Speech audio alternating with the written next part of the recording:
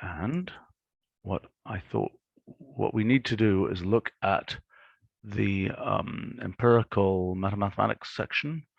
Hold on, let me pull it up.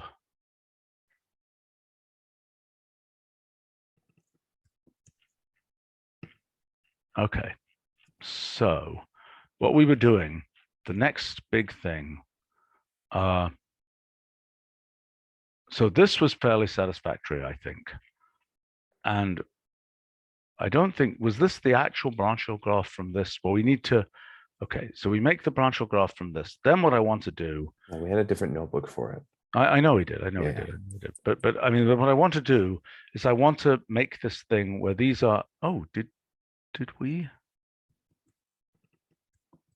No, okay. And I want to see what you've done with the bigger metamath set. Because then I'm trying to write all this. Okay, so we got the Euclid thing there. That was good. Okay, I just want to kind of check that we have what we need here, and then I can go off to write. Okay, this is the Boolean one. Let me just fix the typo here.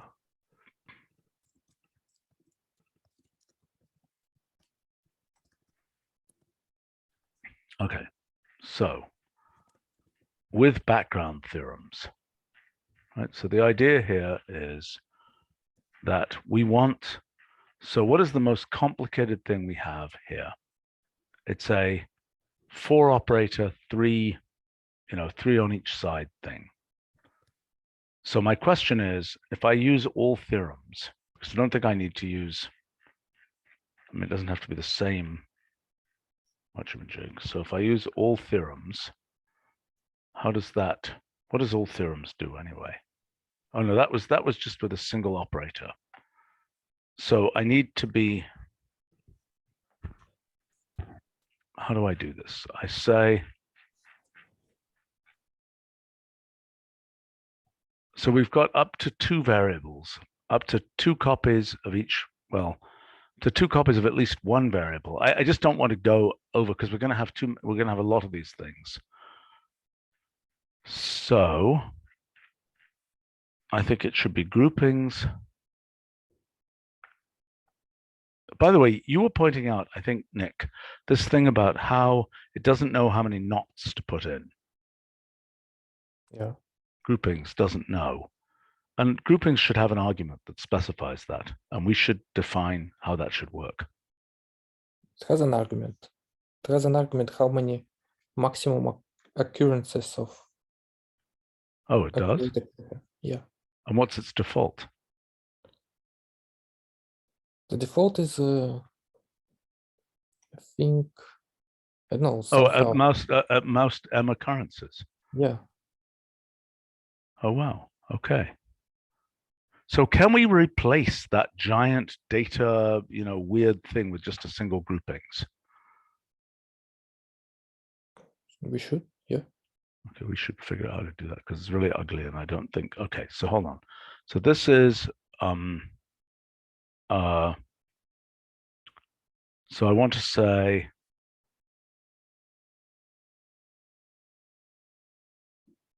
it's, okay, we've got A, we might as well just, we've got A. I'm a little confused. I'm trying to figure out, we got A. I'm looking at the different things that we can have here, right? A, B, BB, because there's no point in having a C there because that's not a canonical form. How do we get the list of canonical? See what I'm saying? We need the canonical theorems of a certain size, right? Which I think is what we were computing with that weird data 5.3 thing, if I'm not mistaken. Do you understand what I'm saying? So Nick, how do you think we can get all canonical theorems as opposed to just all theorems? So groupings is fine. You just have to filter out tuples, right? Somehow. No, but we need to here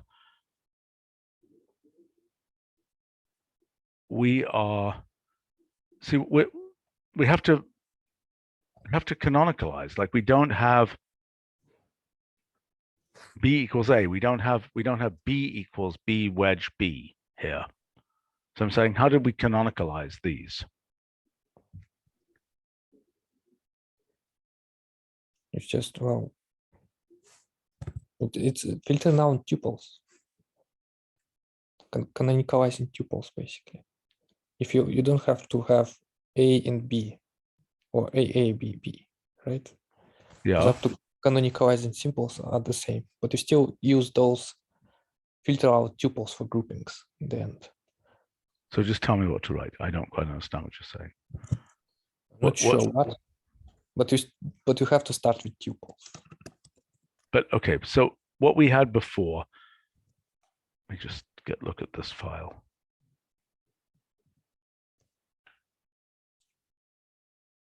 Maybe I even have this in. I need to look in my data files. Oh, here we go.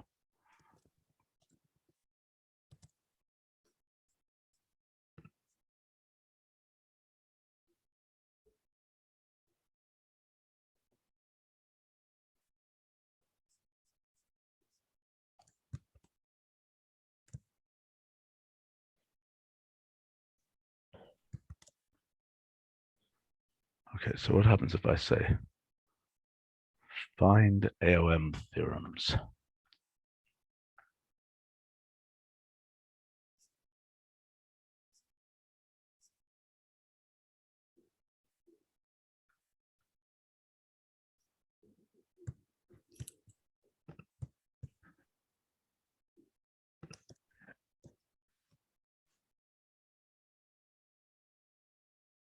What the heck is this?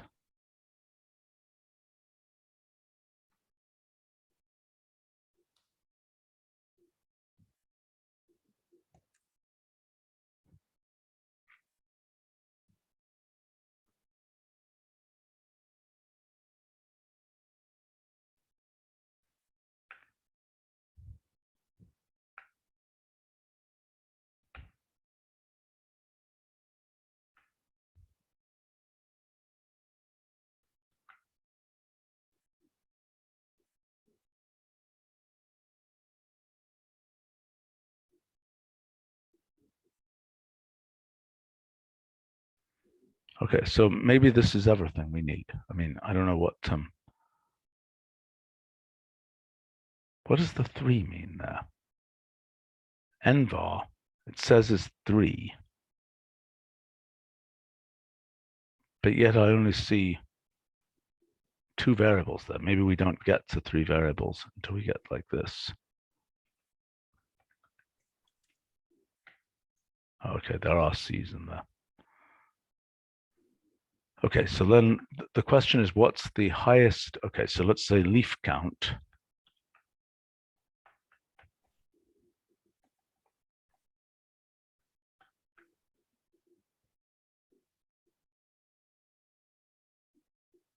Okay, so the question is, do we get in this thing here, if we say square goes to overbar, V goes to circle plus, wedge goes to circle times.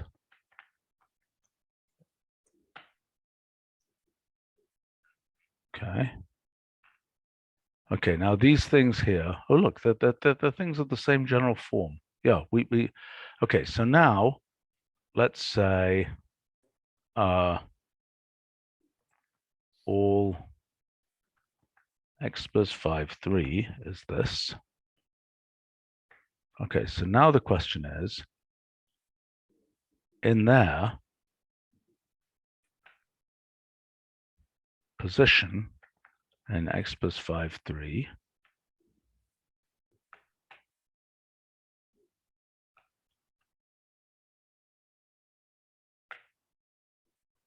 Dandosaurus. Great. That's it. That's nice. Yeah. Right. Okay, so we may already have what we need here because, okay, so let's look at what background was. So background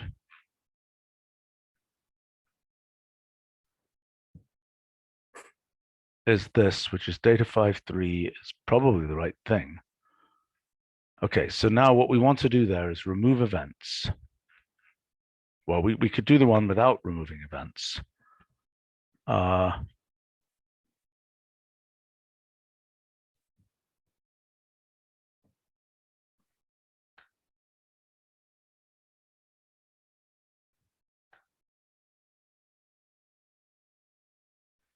Okay. Here goes. So this is now going to compute.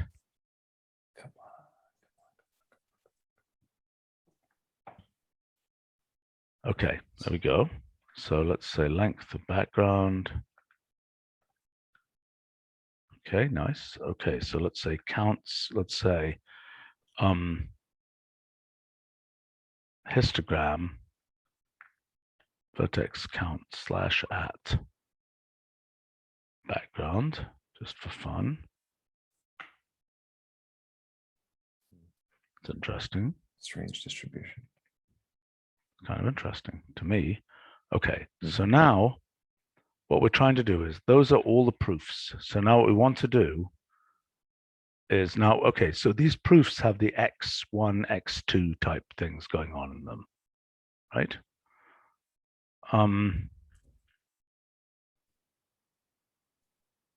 Yeah. And so how do we deal with those? We want to get it to be the same genuine, see what I'm saying? Nick, Yeah, you yeah. understand what I'm saying? So let's say it's background sub 50 or something. Okay, it's a random thing like this. Okay, so now if we say vertex list of that. Okay, so we Yeah, there might you or go. might not want to leave the events. Do we want to leave the events? Yeah, we want to. Or we do this UUID. Fine. Okay, so then, and also what about the tautologies at the end? I kind of leave think them. we should, Why not? what's that? We can leave them, why not? Fair enough. Okay, Is there an argument for removing that? well, I'm just worried that they're going to be all identical. Oops. Well, they won't be. It'll depend on the proof, right? It doesn't always end in A. Okay, look at this. We've got this weird defer A equals A. What's that? What's defer? It's preventing evaluation. I think we should get rid of them. Let's get rid of them just for, let's get rid of them for now. Okay, so what we want to do is how do we remove the last node in each thing? We just say delete vertex. Okay, so vertex delete. Okay, proc proof, process proof. So the thing we want to do, first thing we want to do is vertex delete of proof, comma, vertex last of vertex list of proof. Okay. So now, and then we want to do, should we UUID the events for now? There are going to be a lot of events if we do that. We can either do, let's first of all just remove events. Okay. Now what do we do to canonicalize? What is your canonicalizer? What's your function for canonicalizing? Well, we have two of them. First, canonicalize patterns and canonicalize symbols. For the symbols, you have to specify a list of symbols. Okay, but we only have symbols here. There are no patterns here. Yeah, so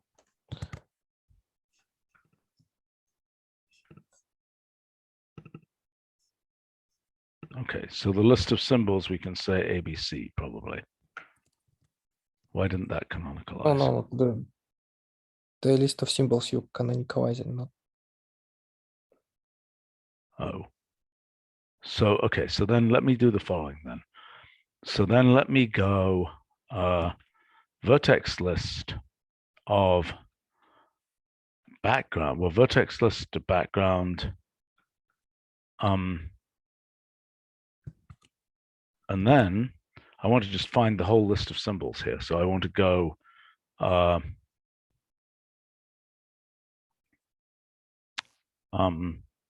Cases. level, what's that? Just do cases. Well, I was thinking I would just do this, and then I'll just do counts. Yeah.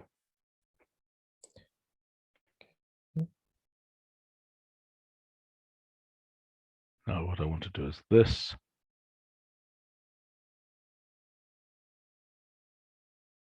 Oh, actually, all I want to do is vertex list slash at background.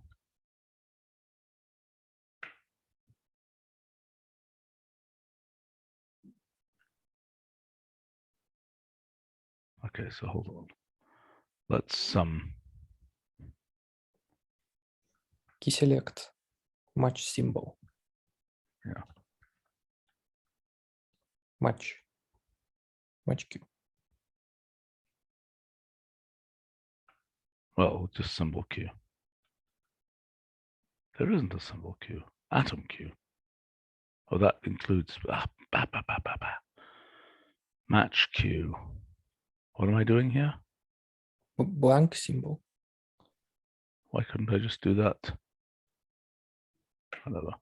Because it's a criteria. Okay. Okay. So it's only up to x3.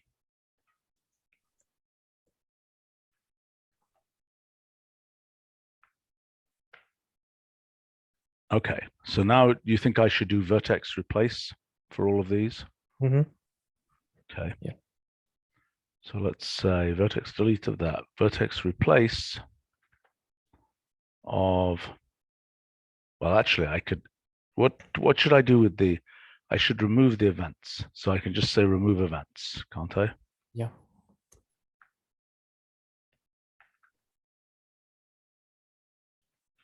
Vertex replace. Now I want to say hash goes to canonical as symbols of hash. No, not hash. It's a rule, not a function.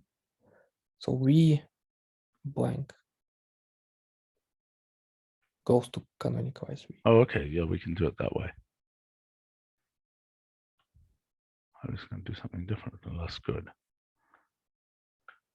Okay, so now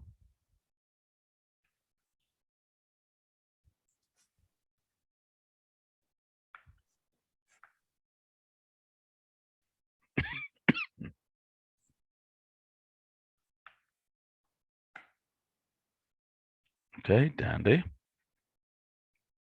Okay, so now we'll do proc proof of background.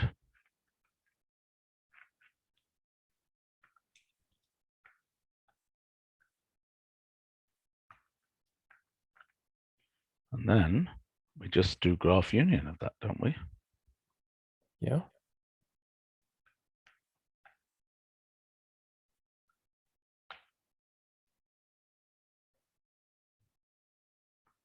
Do I need to do parallel?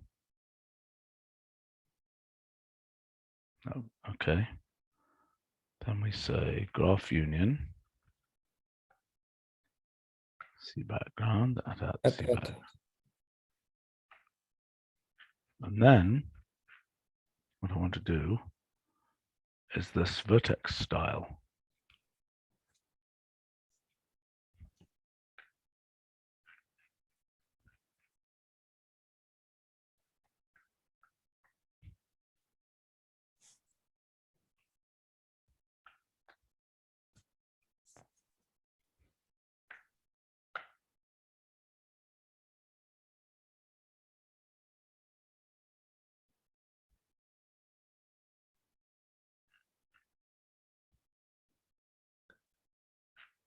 Why aren't these showing up?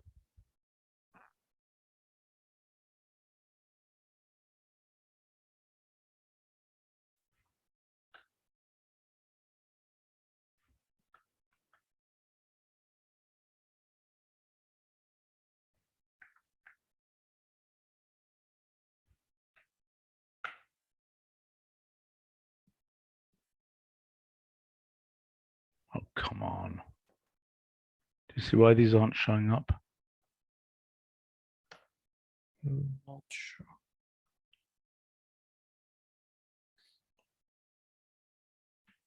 Can you vertex list? Yeah.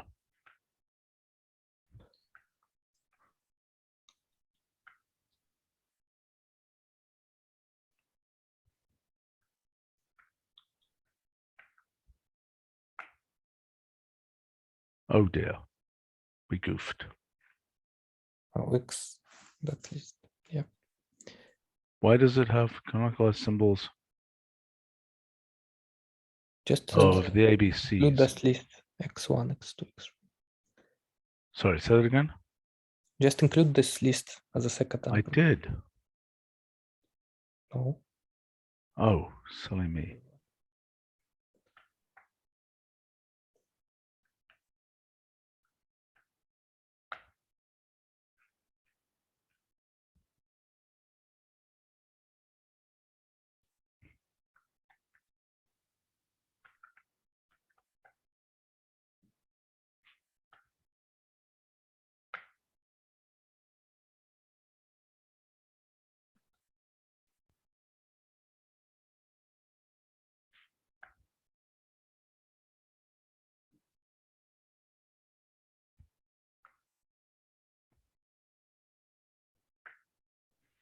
Why is this taking so long?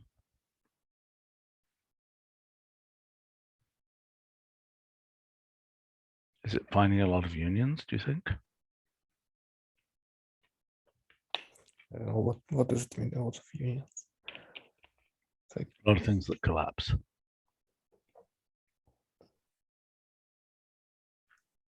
take additional time when it collapses. I don't know why it should. Yeah. That's really weird that it's taking so long.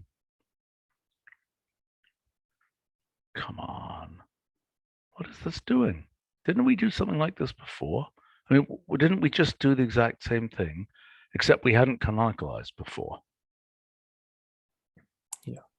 I don't know. Why should that take so much longer? Oh, oops, what happened here? Okay, so let's say take C background, comma 10.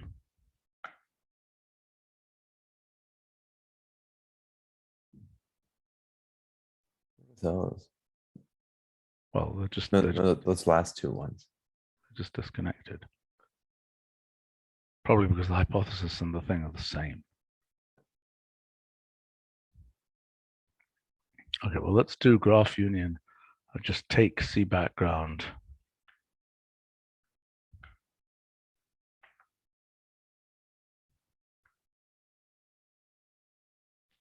Okay.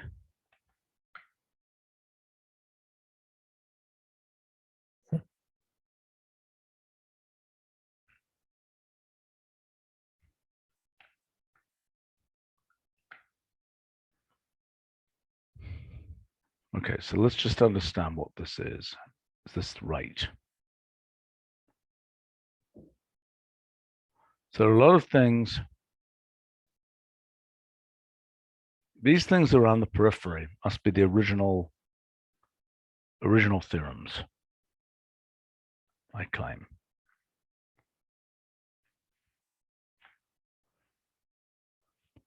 Theorems or axioms? Because Theorems. we have arrows. Well, remember, this is a proof, right? These Oh, are proof graphs. Oh, from the hypothesis. Those are Yeah. conjectures. Okay.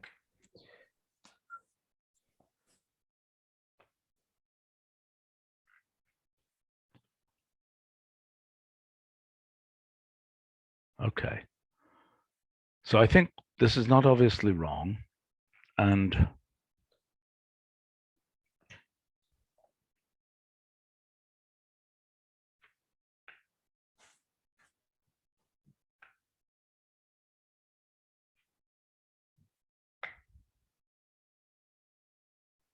okay, those are a bit oversized, but otherwise harmless.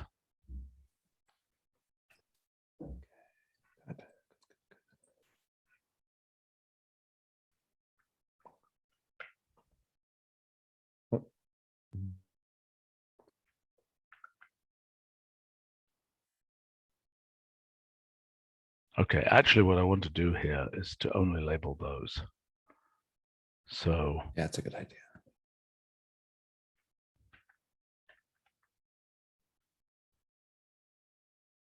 if I just say vertex labels arrow these things, does that do that?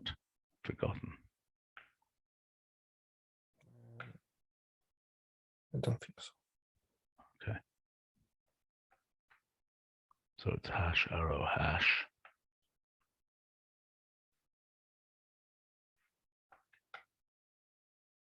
Oh, for goodness sake. Let's generate this.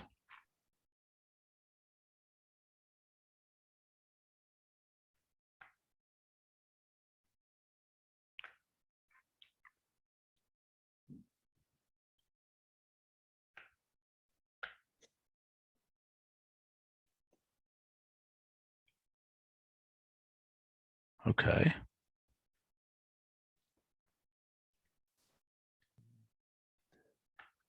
It's not easy to read them. It is not, but we'll make it easier. Edge style arrow opacity Opacity. Right. 0.4, and then I've got another idea as well. Okay, then Makes a big difference. Yeah. makes all the difference. Okay, then what we're going to do is framed Yeah, right. hash comma background style background arrow opacity 0.4 white, and then frame style arrow transparent.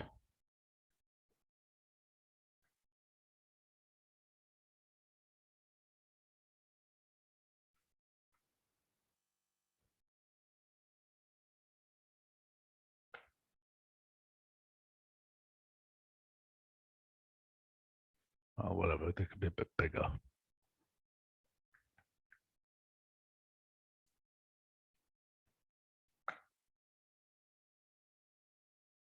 Wow.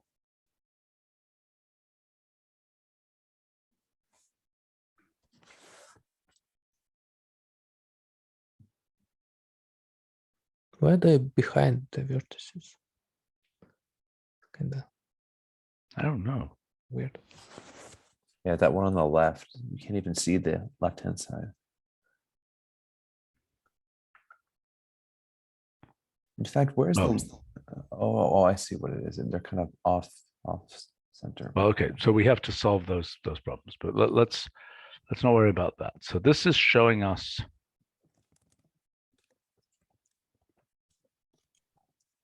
now, is there a branch hill graph that's worth making here as well? There presumably is. Well, why not? Let's take a look at it. Yeah. Yeah, but I mean, first of all, we need to have the whole thing. We've got how many theorems? 1, 2, really? We've got all but the last one? How long is this?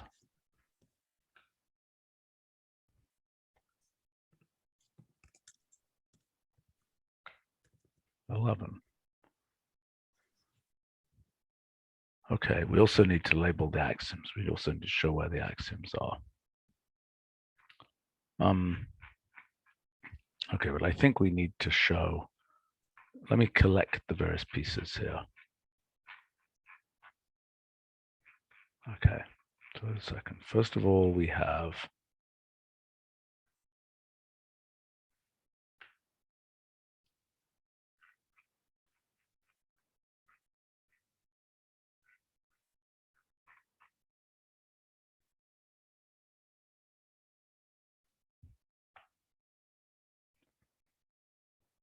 this.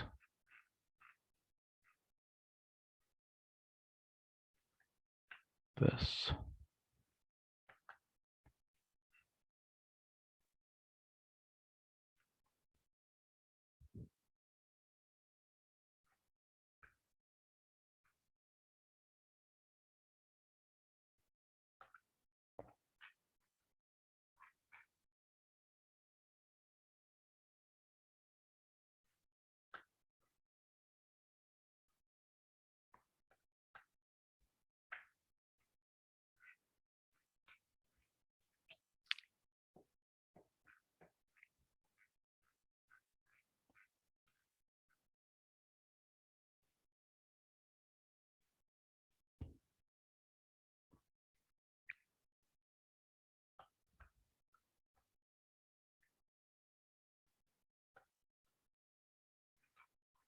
graph union at C background.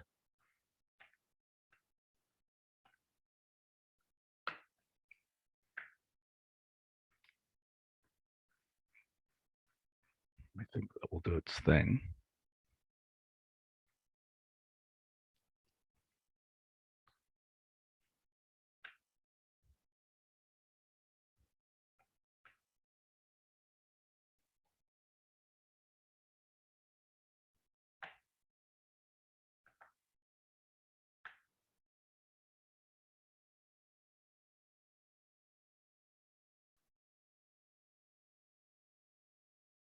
Yeah, we probably could make those blue and blah, blah, blah, blah, blah. Or make this, let's make this the branch hill style.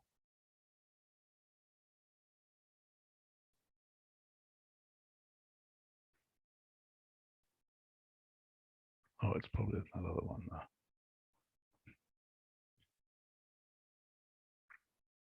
Shouldn't be the branch hill style, what am I even thinking of? Okay, so once we have this graph union, which I don't understand why it's taking so long.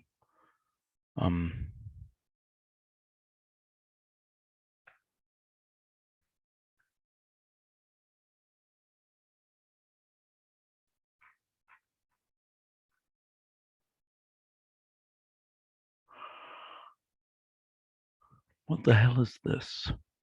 Dependency network simplified. So we really just want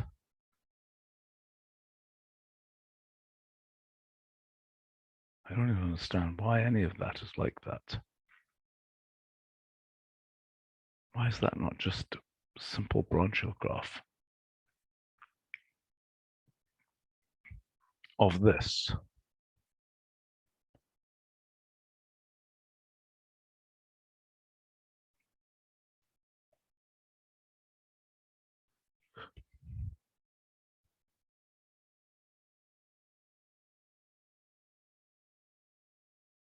I don't understand why this is going so badly.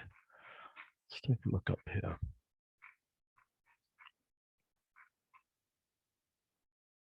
Well, we probably could cut it off at like 280 or something. It's kind of hackalorious. Is it really necessary? I don't know. Depends how long it takes to run. It's pretty arbitrary that we're taking all the things of this size.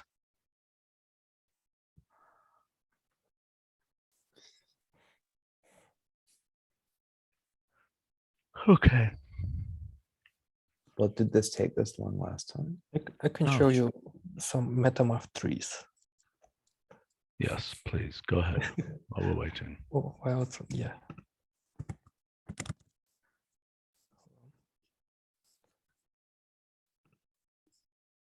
Yeah, like this one. This is a syntax breakdown of axiom of choice. Oh man. Okay, that's Wow. nice.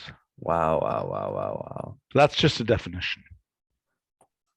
Yeah, that's definitions, not proofs. It's syntax Right. breakdown. You can Okay, that's nice. Very cool. Okay, I haven't seen this yet. This is cool. This is the GCD that we're looking at.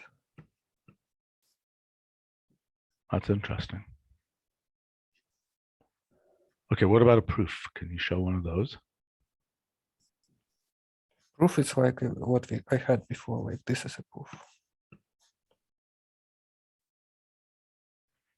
What does that mean?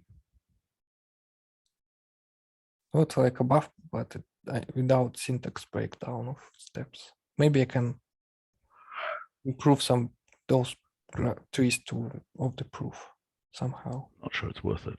Okay, Yeah. keep going. I mean, it'll probably be, I think it would be a nice thing for us to get MetaMath, you know, I think the MetaMath database is probably going to be pretty much fixed from here on out. But I think it would be a really nice thing if we could get it in our system because it is the lowest level, you know, Yeah. such formalized mathematics thing. Well, now I can like make a definition dependency graph from those. From these trees. That's the goal. That was the goal.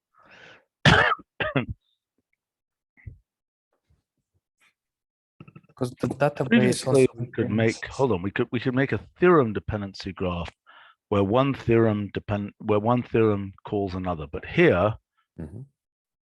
oh, I see. With class, oh, this is really nice.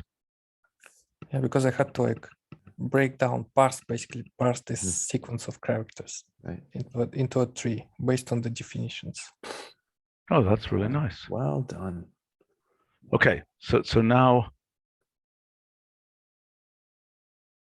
we should be able to have the dependency graph of the definitions, correct? Yeah. Very soon. Okay. And there's a question of how that will compare. The definitions live in particular areas of, how did we pick that up before? Which area of mathematics a particular thing was associated with? We had a way to get those kinds of We mappings. had some kind of association. I'm not sure how it was computed, but probably by Right. scraping some HTML from MetaMath site. Yeah.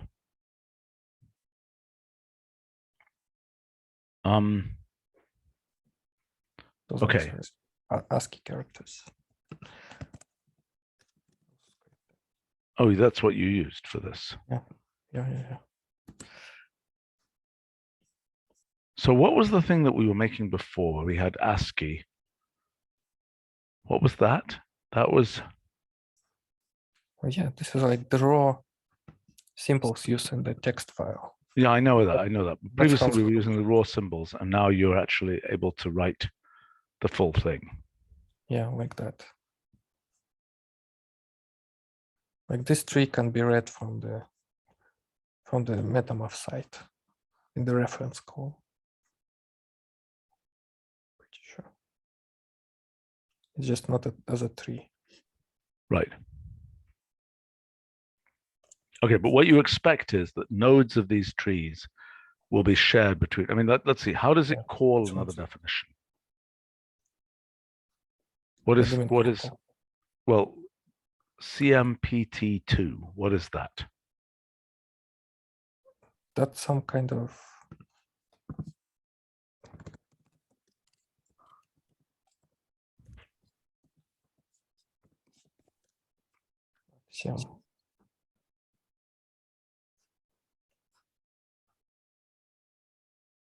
Okay, but so what does this definition, the GCD definition, what does it depend on?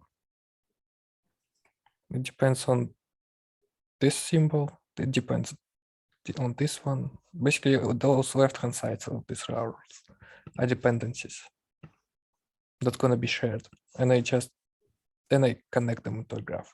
Those left-hand sides going to be our graph vertices in the dependency. Right, except that then we get rid of the variables like Vx and so on. Maybe we can leave them, I think. I think they're going to be a mess because they're dummy variables. Yeah, maybe we just leave WFFs and get rid of set variables and classes. Yeah. Or maybe classes is fine. Classes, I think, is fine. Yeah.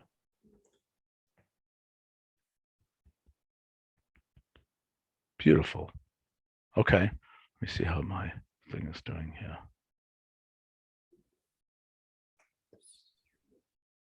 Oh God, it's still running.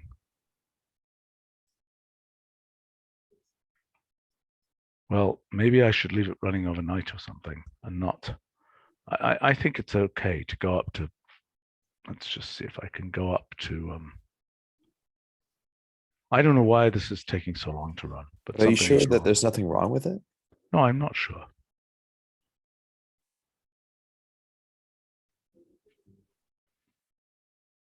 I'm going to just go up to that. Yeah, go ahead. And you try fold graph union and see where it starts to slow down. Yes. Here, why don't you let me share?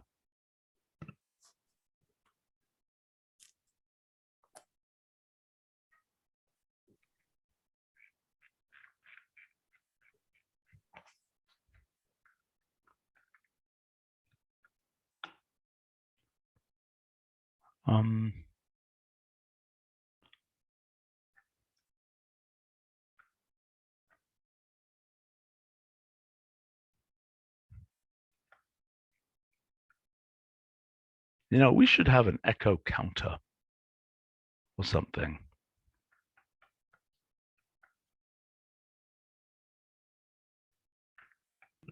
Maybe echo timing. Echo timing. Oh, that's a good idea. Is this an @ star?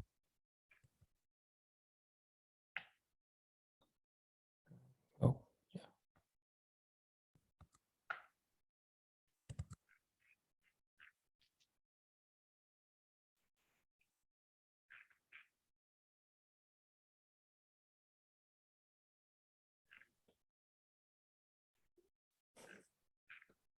No, Well, counter counter still would be helpful. it would be helpful. But it's I think it's around 200 now. And How do you it's- know? I don't know. I feels like.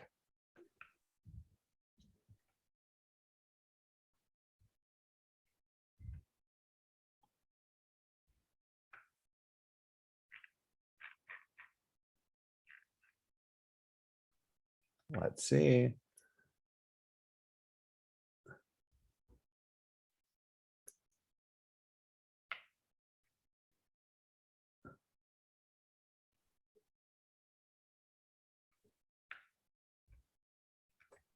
Maybe just cells in this notebook. What do you mean? The function cells. What are you trying to do? Count them? Yeah. Does that Just do? oh, yeah. No, I think just without. You can't be serious. Well done. I'm impressed. What activity that you've been involved in lets you? I don't know.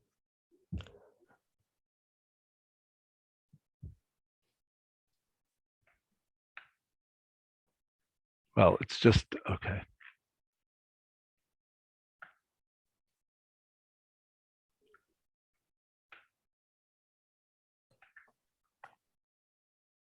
No, wait, Nick, did you use some heuristic or was it just a guess?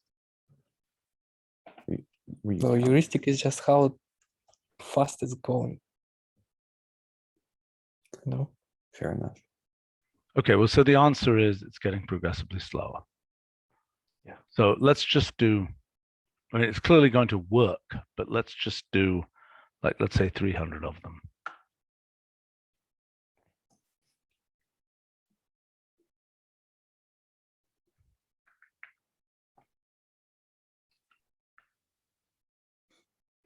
I have this prototype of lazy lists. When you run fold on lazy list and press abort, it just returns whatever you add. That's At really the cool. point you I think I'm making a bucket. Of Lazy lazy list. That would be nice. Yeah, I mean, hopefully, right. I mean, we're a bunch of these language enhancement things. I think it's you know, when we escape MetaMath and we start going multi-computational, I think a piece of that mission should be some more language enhancements.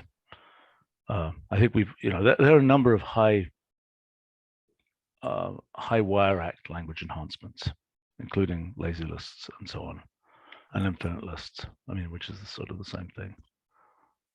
Yep.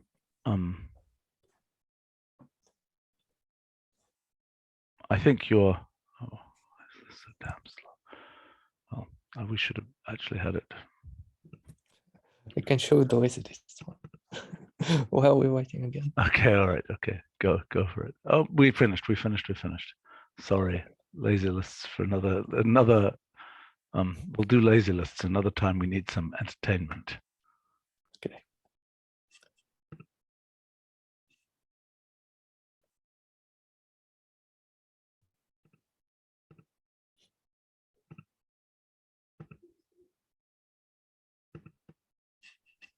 I don't know why this.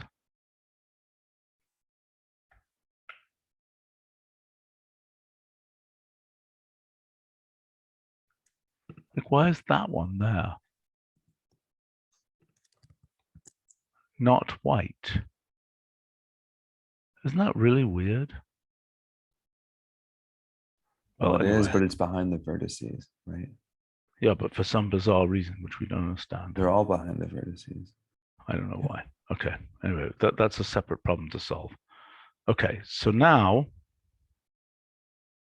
we might want to do branch hill graph of this.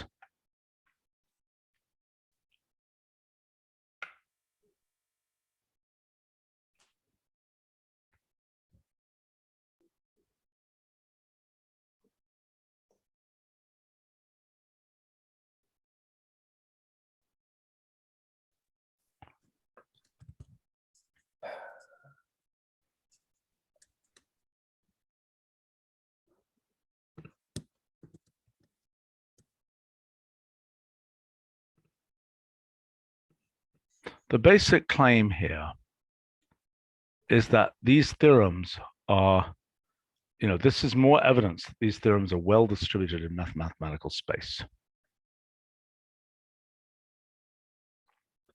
I think the branch hill graph will help us to understand that.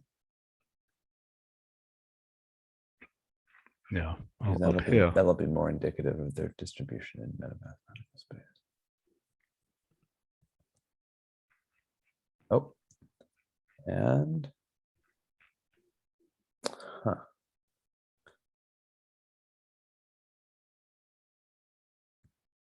yes, they're somewhat distributed, though they're in the little clusters, as far as I can tell.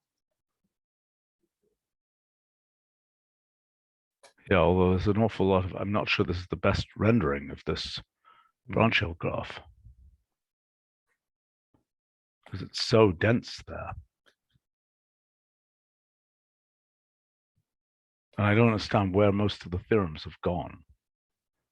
4, 5, 6, 7, 8, 9. Okay, there are 2 missing here.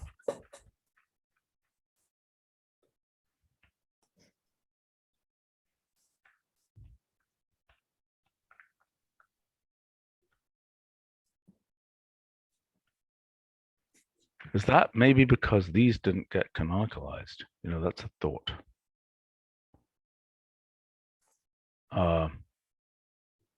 What should I do here to canonicalize these? These should be canonicalized symbols of this, right?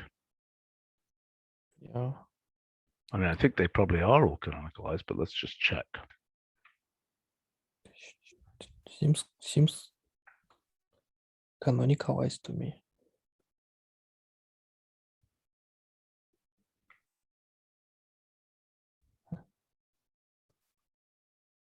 Well, if they, wait a minute, they're in any case, they'll appear in this form in the graph. So, okay, that's a little bit of a mystery. Is there any better rendering we could give of this? Perhaps. I don't know if layered digraph. No, it'll be hopeless. What are the, why is it so dense here?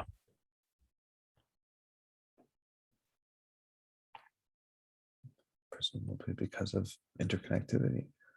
Yeah, I know, but how can we spread that out?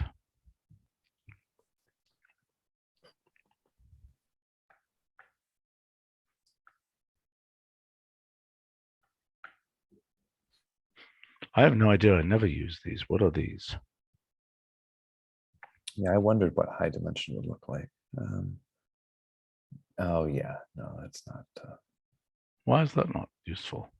But you like this? I don't know. I don't know what it means.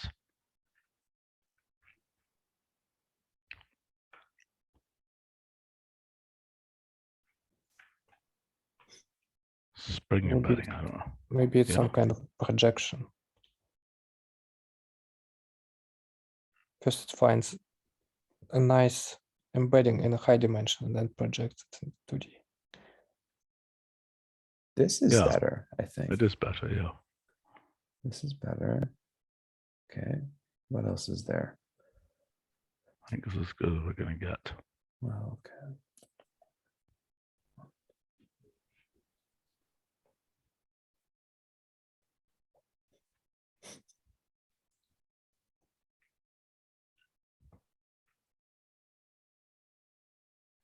Okay. All right. So that's. Oh, we wanted to find the branch hill graph up here of this thing.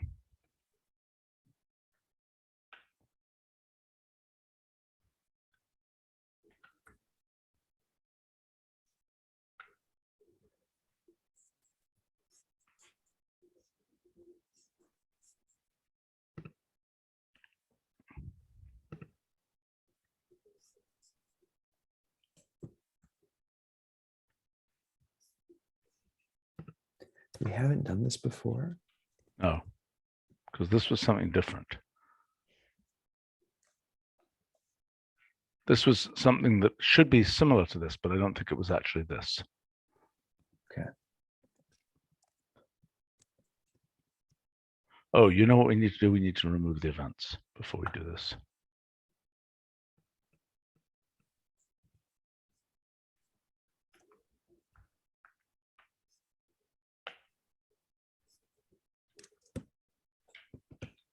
Ah, there we go. What the heck does it mean that they're out on prongs like that?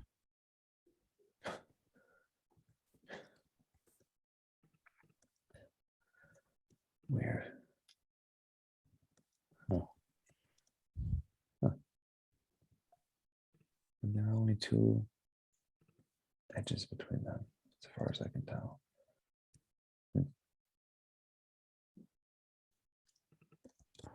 Okay, so when we do more theorems,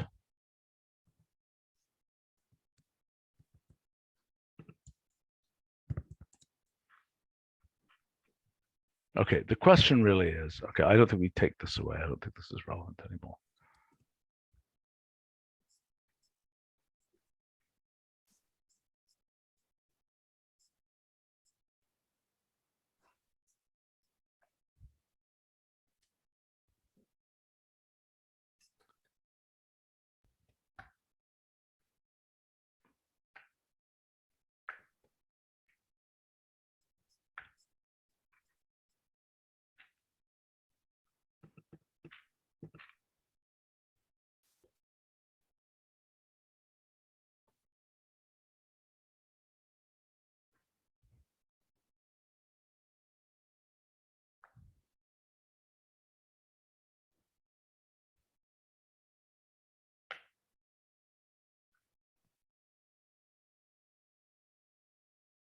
Wait a minute, what happened to the events? Why is the list, why is the event style? Oh, I have a bad feeling we need to do this again.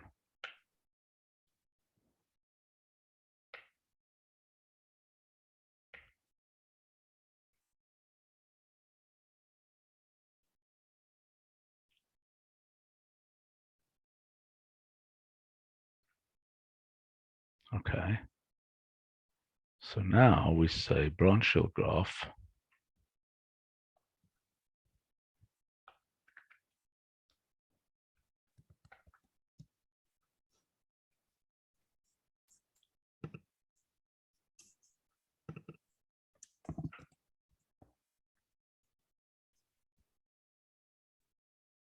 How could that be different?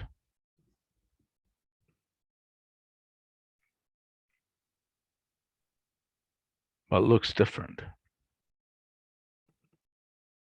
Maybe because the theorem proof did something slightly different.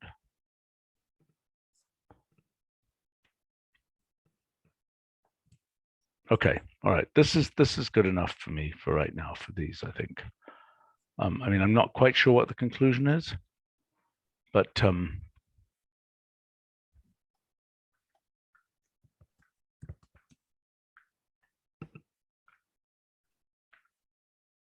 Well, you have some clusters in metamathematical space and some sling lines between them, Yeah. right? So it's definitely not uniform, but it's not as though they're estranged either. Well, these are fairly uniform. I mean, they're fairly distributed in mathematical space. It's just like, or at least here, it feels like you're sampling pieces here. But isn't the better representation of metamathematical space the branchial graph? Yes, but then, Mhm. Well, then they don't look that evenly distributed. They look clumpy. don't look that clumpy to me. I mean, it's not as though they're just like 4 clumps, right? There is some distribution. There's all this kind of hair around it, Yeah, but I the would clumps like are to go. the clumps are unmistakable. Unmistakable. Wonder if we can get a rendering of this branchial graph that has a little bit more stuff in the center puffed out.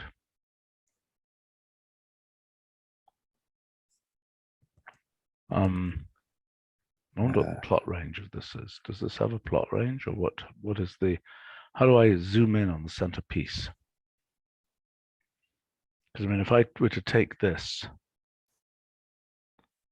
that center piece.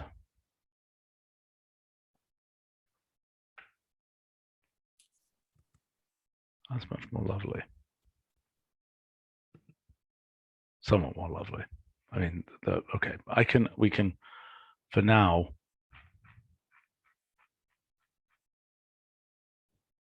okay, let's look at, I think I can write some of this.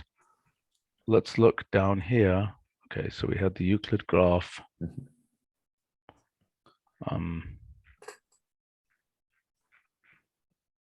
Okay, let's talk about metamath.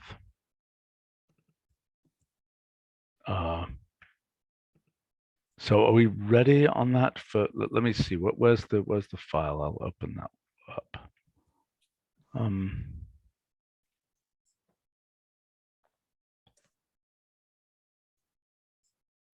That's 82. Yes. Yes. Unless, Nick, if you made a new notebook.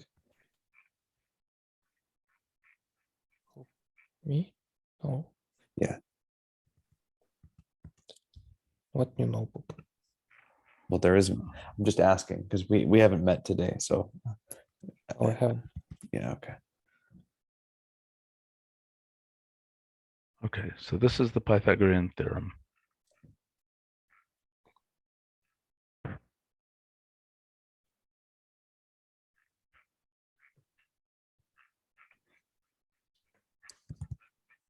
So what do we think we're going to use? So we think we're going to use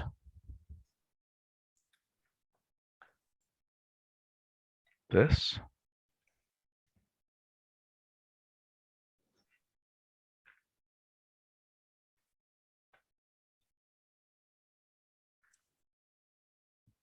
We've got some more on things.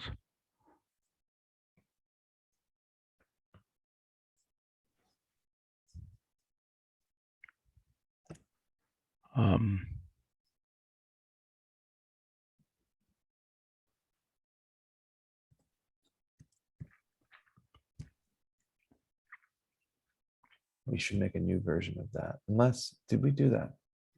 No, We didn't. No. Okay, but as a placeholder. Yeah, right.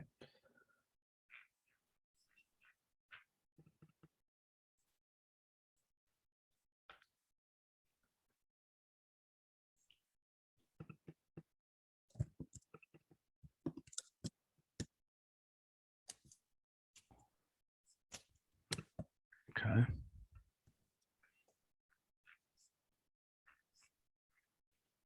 What is the significance of this depth distribution of famous theorems?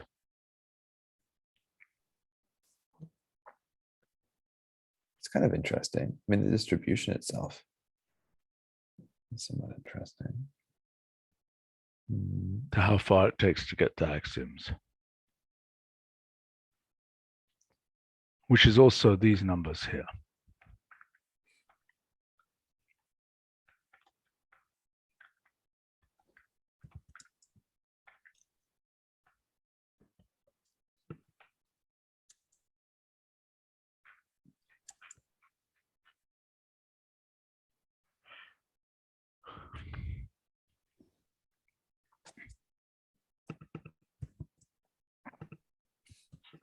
That's the cloud.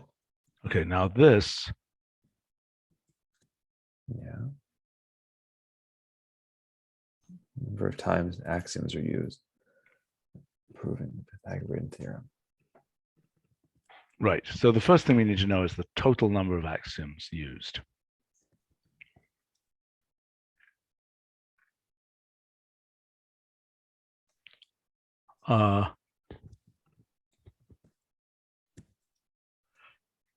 Oh my gosh. Total number of axioms in the unrolled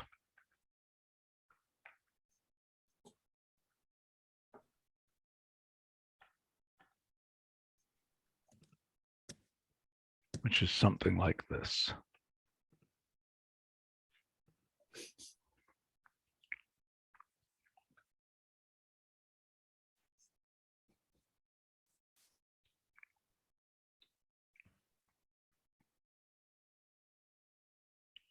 Okay, now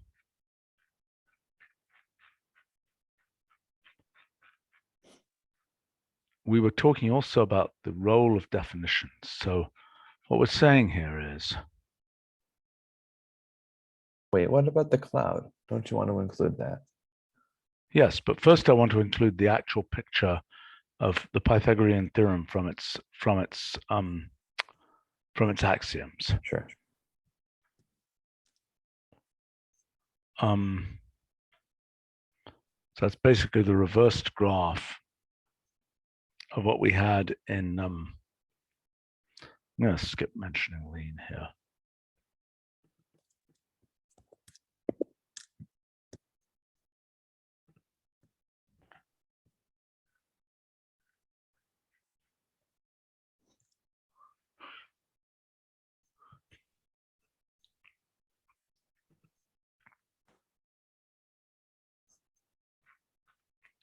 Okay, so, okay, first we're going to give the Pythagorean picture.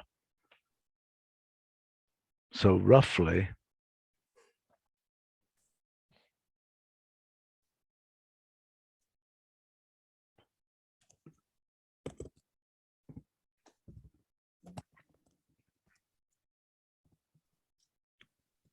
so this thing is the dependency graph, right? But there are, what are the significance of definitions here? The definitions are not relevant. This is just theorem, theorem, theorem goes down to axioms, right? Am I right about that? Yeah. Okay, so hold on. Let me just make a note of what we're doing here.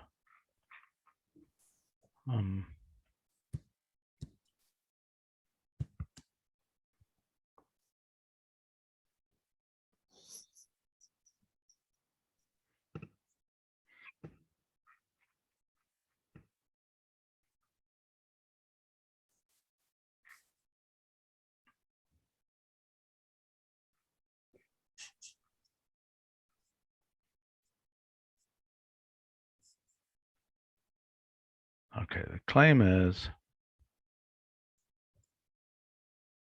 that has, really, it's of depth 270. How can it be of depth 270 if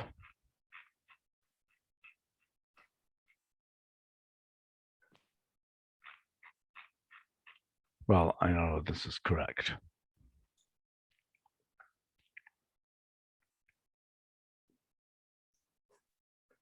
Okay, and then we'll have to give a caption.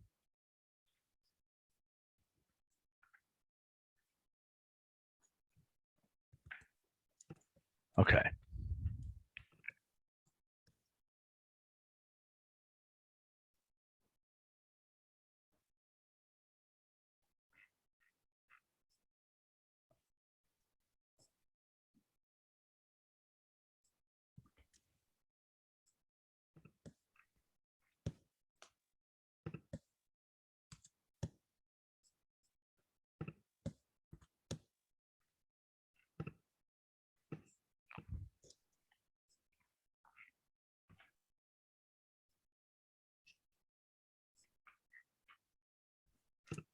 Okay, so this was our thing, which, by the way, is a different table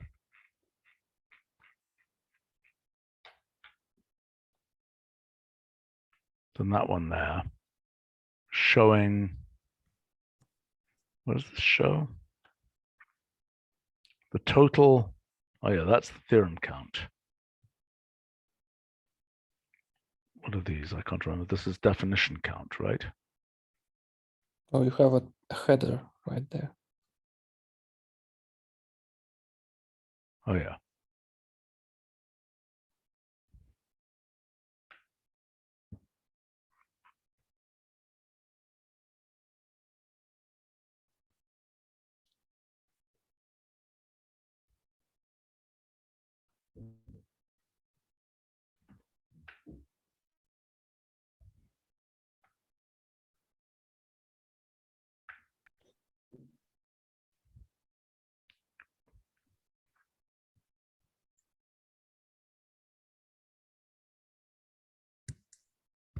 I don't know what total sources is.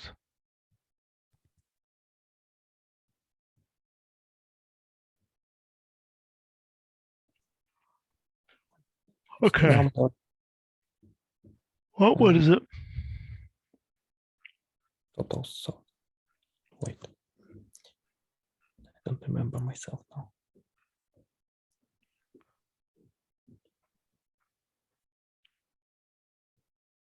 Okay, so let me just get the flow right. Okay, so first of all, we're going to say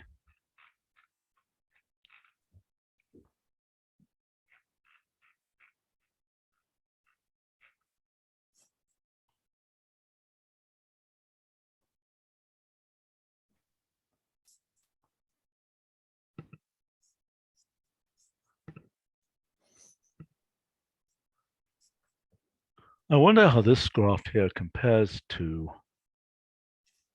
actually, I wonder if we can find in MetaMath this book 1, proposition 1.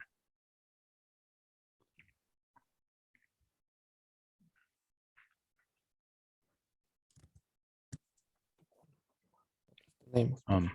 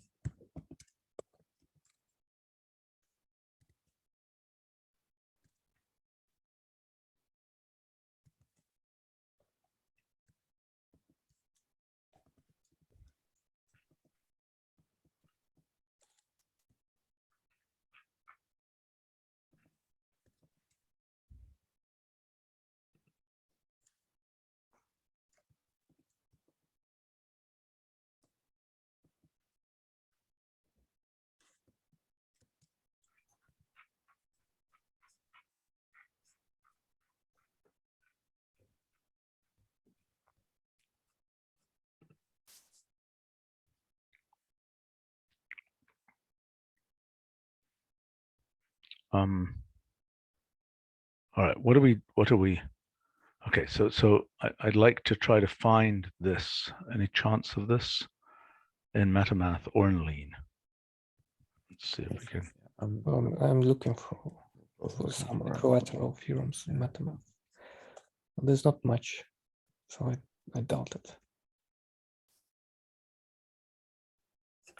I mean, wouldn't you have looked for this when you did the Euclid post? No, I didn't think of it.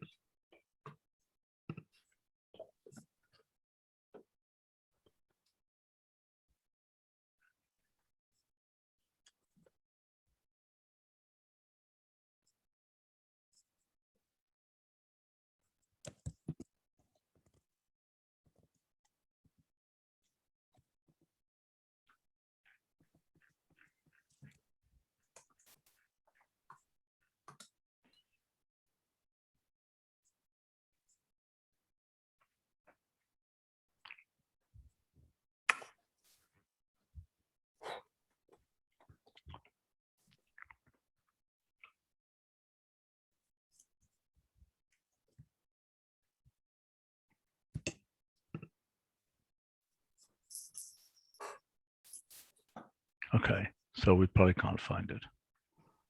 I think I found one in lean. Oh, okay. Lean. You send a link.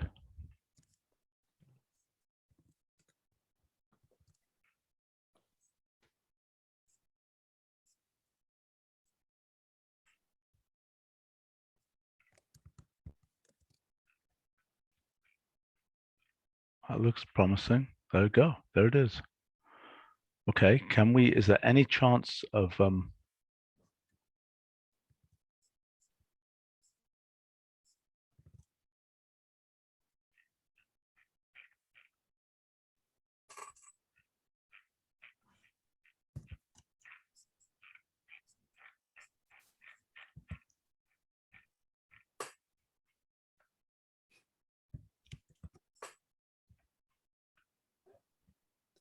I mean, I must say at this point, Stephen, we're trying to wrap up this section, right? So Yes. are we really going to do, we haven't even really worked with lean so far in this No, we're project. not going to do it. We're not going to do it. Okay, let's just figure out what else do you need computationally so that you can start writing. I think not very much. So let's go through it. I mean, we need to understand okay, the role of definitions. Okay, so we've got here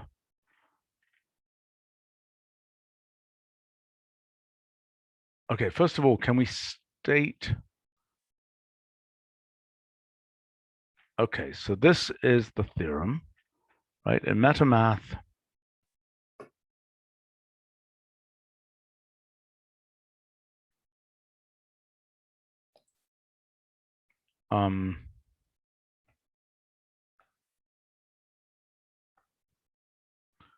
okay, so here we say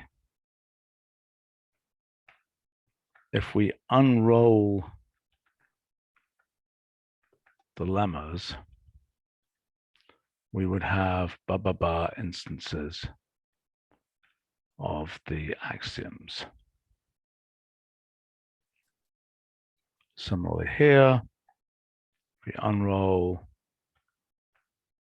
we have instances of the axioms. And this depends on, I think it depends on all the axioms.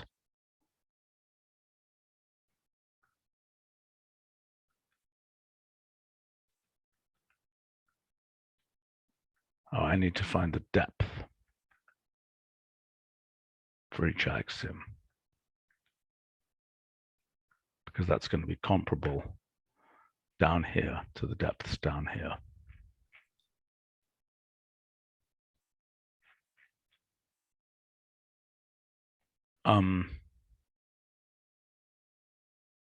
And then we're going to say MetaMath is lower level. It's not as low level as this.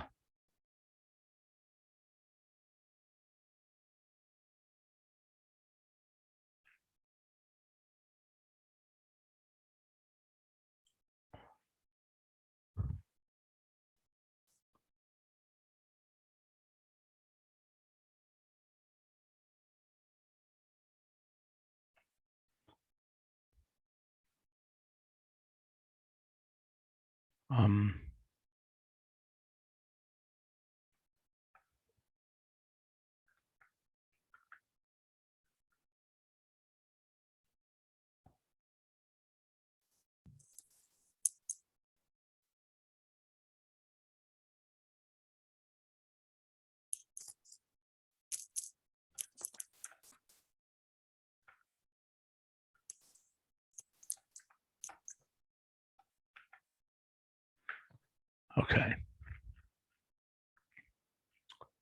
Now we say it depends on all these axioms. So does it in fact depend on all of them? I think it does, except for the axiom of choice. Yeah. Okay.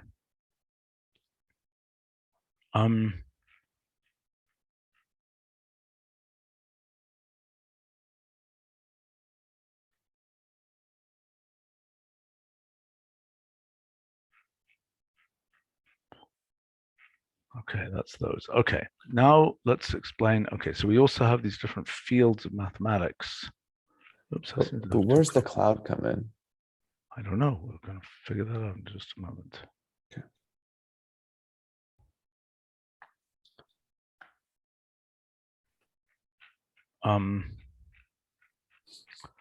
Okay, what about definitions? Where am I talking about definitions? So we say these theorems, that's the theorem dependency.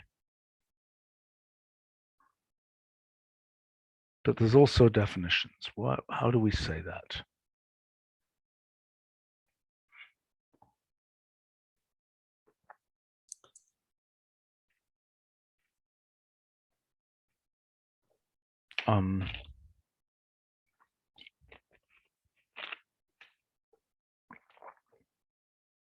Well, we can find the definitions that are used in theorem, improving Yeah, the and theorem. Pythagoras.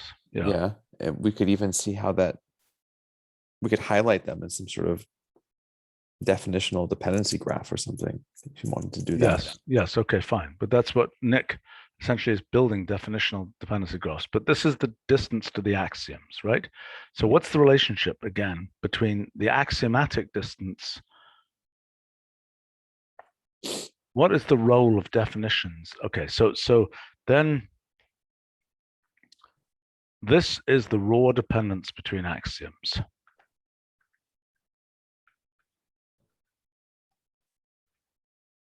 But how are the axioms plugged together? I'm sorry, between theorems. But how are the theorems plugged together?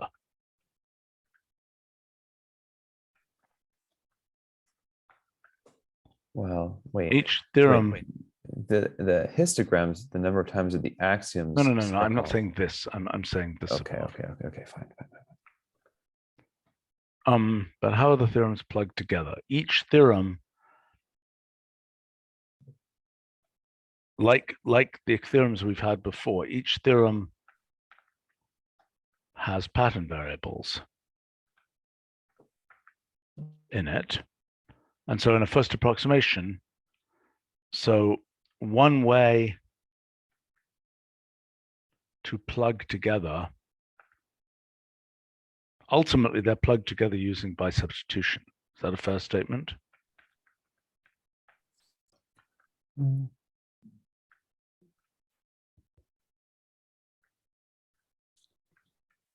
Well, maybe, yeah. Yeah, I guess so. I mean, in a fabric.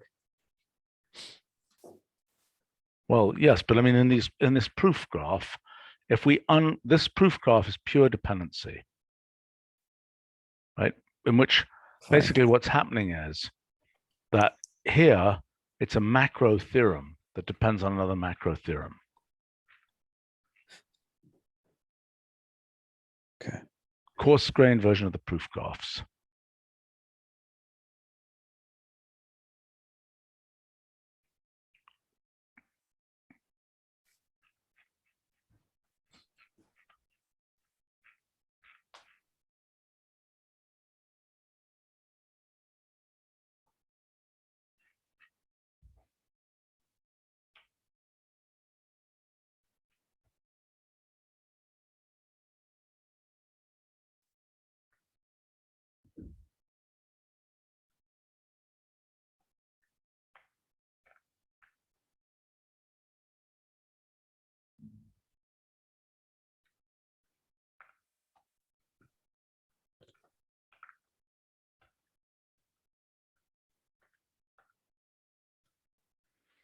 Okay, where we're compiling it down to pure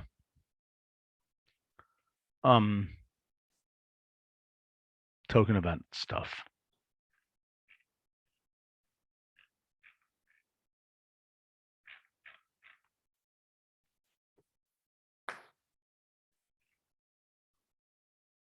Okay. But in some sense, once you start to introduce the definitions, you're compiling even further down, right? Because with definitions, basically getting to. Well, is that right? Is that right? Is that what we? Okay, so. Well, the way that I've looked at it, right, is that the definitions are basically just, they're still pure syntax. They're basically just, you know, eam syntax, so to speak. Remind me again an example of a definition here. We can just take one from the MetaMath website if you want. If you want, we could look at the Pythagorean theorem and we will just take one of the definitions just to be concrete about it. How do we get to the Pythagorean theorem? Just Pythag. Not quite that, is it? It's Pythag is a theorem, not a definition. No, I know, but we will take the Pythagorean theorem and there'll be definitions that are used in the proof of it. Right? Yeah. Yeah. Oh, yeah. Oh, there's a definition list. Well, okay. It depends on what you want to do.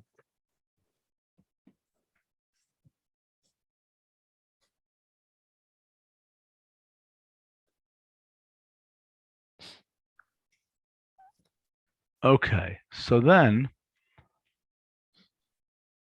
when we state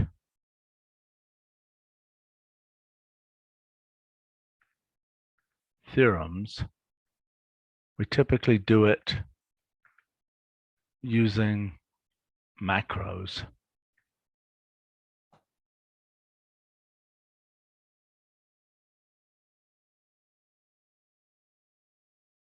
Now, what's an example of using macros? Yeah, e.g. for Boolean algebra, we could compile to nands, but use macros for and or. Do you agree that that's a reasonable thing, reasonable case to mention? I mean, that would be a definition Sure. of So you have a and or. definition of and or, right? Right.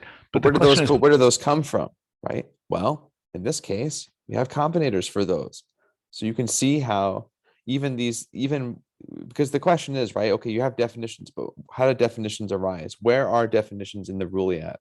You know, because basically we're defining them to some extent as observers. But it's nice when we can actually say, okay, there are these definitions, but what you really do is you're just plucking some computation out of the Rule-Iad.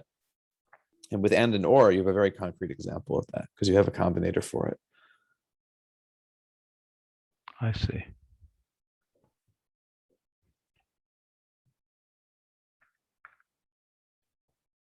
Well, plucking NAND Even better. out of the Rule-Iad, e.g. with combinators. Because the NAND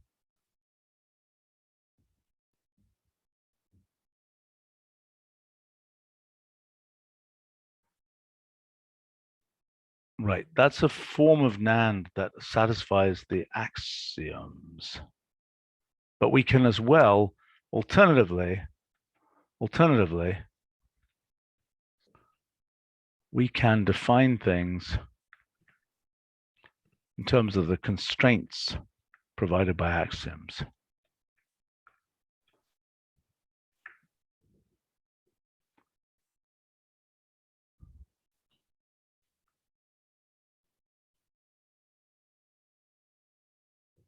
Okay, now what would I get from the, okay, so the definition tree, didn't we have a version of the definition thing before? Just wasn't very good. Oh, another thing we're not talking about here. Okay, so, you know, here, what is the global structure of all theorems, of all named theorems? So that's the analog of the giant Euclid thing. So it should be the case. Everything hangs off 48 axioms, right? So we should be able to make a graph that is like this graph for MetaMath in principle. So wouldn't that just be a fabric that has 48? It's kind of grown from 48 different seeds, basically. Yeah, but it's Yes, got yes. 90,000 nodes in it. Well, sure. The seeds can be quite, yes. So the question is, what are we going to learn from that 90,000 node object?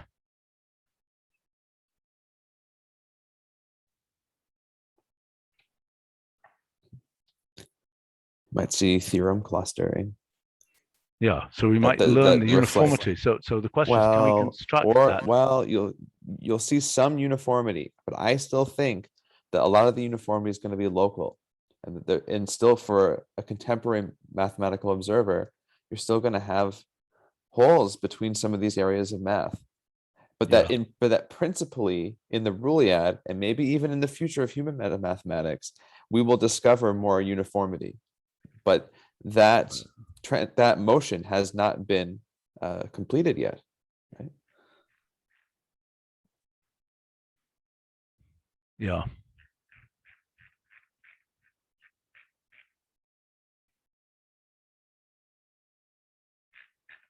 Okay, wait a minute. Okay, that's that specific case. Now, what is the global structure? Okay, here, maybe.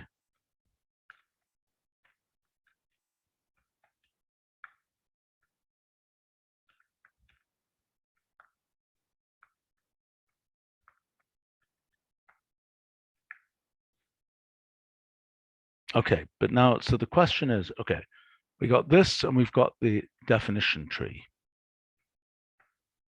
plus the definition graph.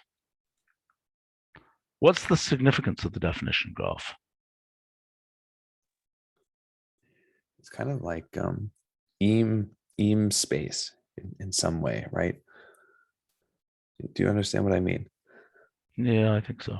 I mean, it's like, if based on what I was just saying before, with if you take the case of NAND, but actually, if I can remember again, yeah, okay, so you have. Look, in much of what we're doing, Yeah, go ahead. we're just using an abstract operator. The question is how to build up essentially syntactic structure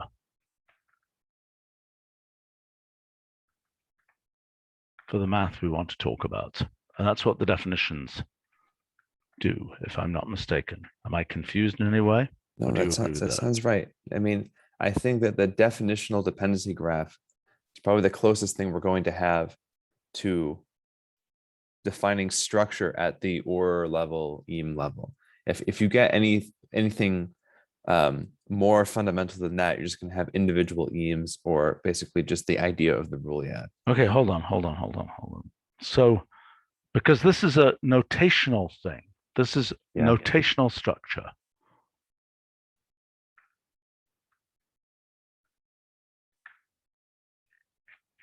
Maybe I should talk about the notational thing at the very end.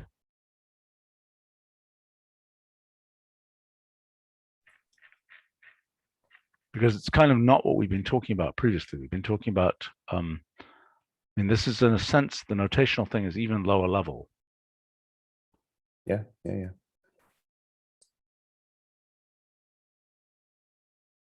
Again, I'm trying to get my brain around this. I mean, so one thing is the structure of the relationship between theorems.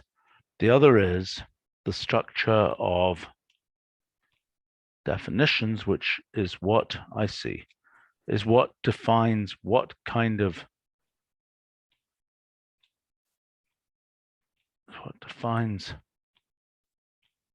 that's the inside of the theorems, basically.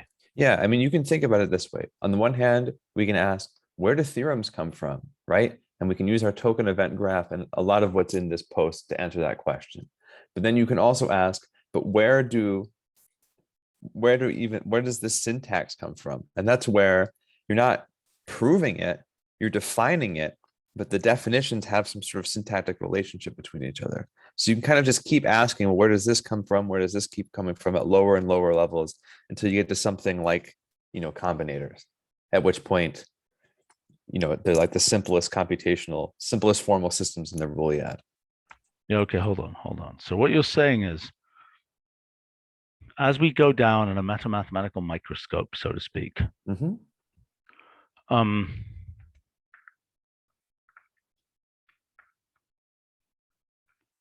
we reach the axiomatic level, but we need to go even lower. But we need to go, quotes, inside the operator. Yeah. Right. Yeah. Exactly. And you know, how is it defined in terms of other operators, etc. And in the end,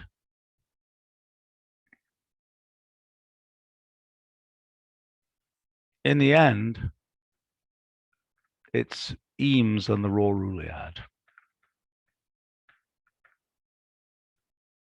But now, okay, so what we're learning from this is this is the structure on which mathematical statements are made, in which mathematical statements are made.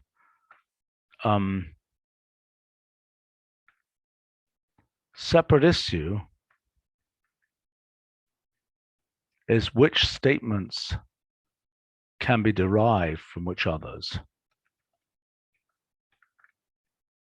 That's different from which ones can you simply set up syntactically. Yes, exactly. Okay, so we had made a definition graph. Where was that?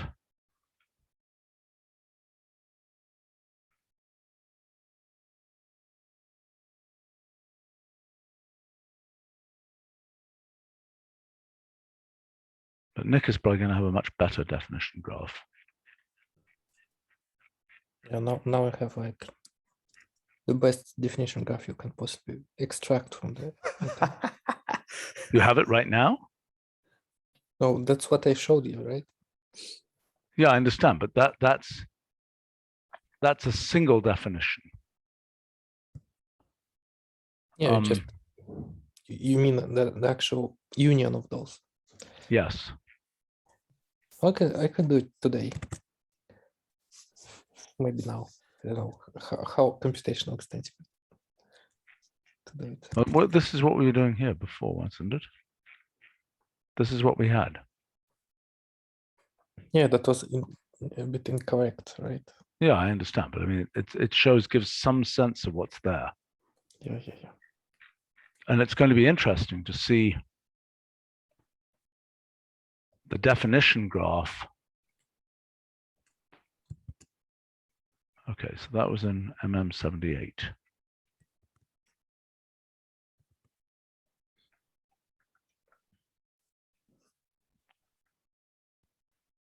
So this is kind of the thing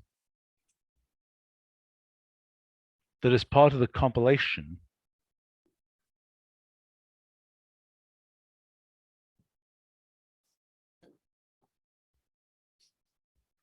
Okay, one thing is how many unrolled axioms are needed to derive a statement. And the other is just to state the statement, how much syntactic material is needed. Exactly. Well put. Right. And in the case of NAND, it's not that bad. Yeah. We have a combinator for that, for instance. Yes. Well, we also and or can be stated in terms of NAND, and then NAND could be combinated. But now, what's the bottom of the MetaMath definition tree? What's the lowest level thing? Set variables, for example. Yeah, just Eames, raw Classes. Eames, right? Like phi and psi, for instance, right? Yeah, but what's its analog of combinators? What puts the fire in it? Well, On implication. definitions, other definitions, axioms. No, but like, isn't it like, some sideways arrow basically between these? Isn't that how it kind of starts? At least that's what I remember. Or maybe, I think maybe just some operator. no, but then it uses axioms, whereas combinators don't use axioms.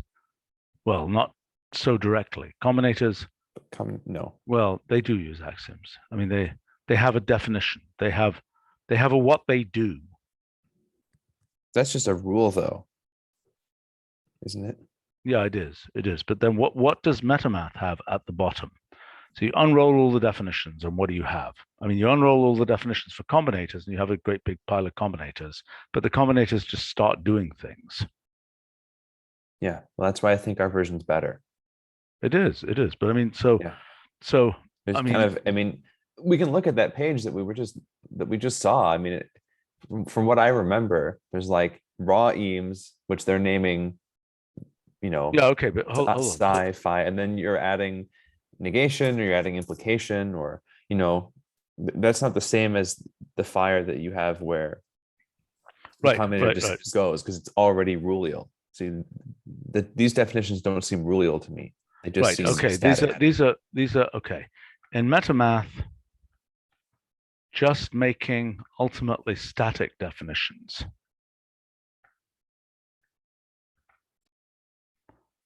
And the action comes from external application of axioms.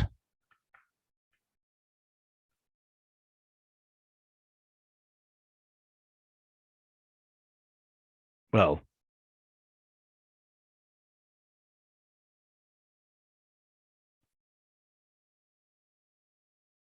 let's talk about what's an eam. Okay. Because these things,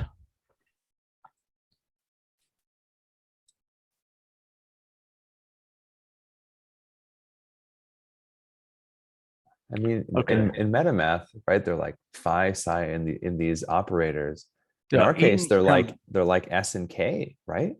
yeah, well, that's the point. Eames can be either heavily shared or very transient.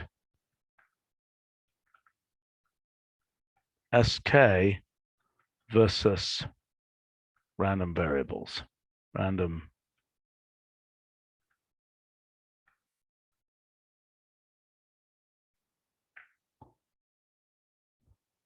In the SK case,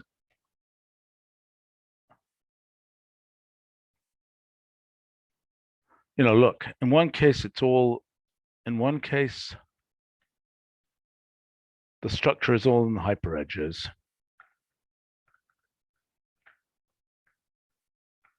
In the other, there are many atoms of space for each instance of every.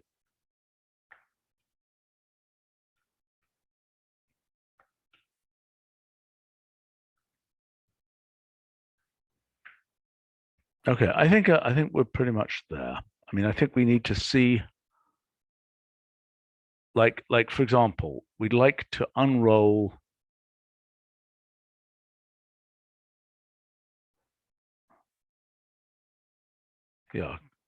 unroll Pythag definitionally. And what's going to come out? If you unroll Pythag definitionally, what are you eventually going to get?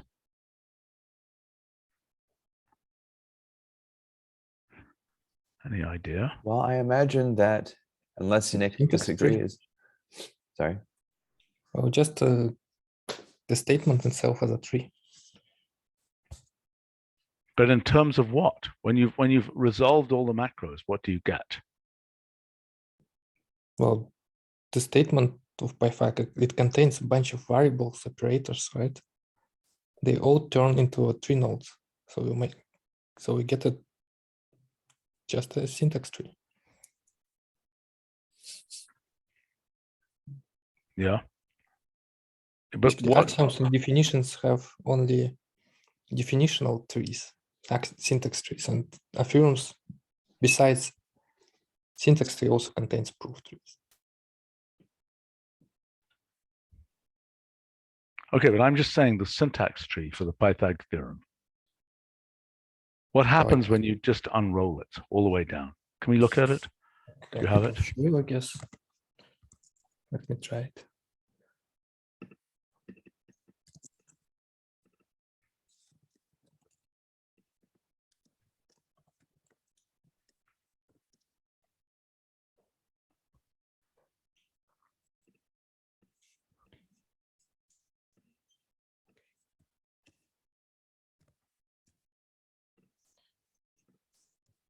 This, it's already contracted into a DAG.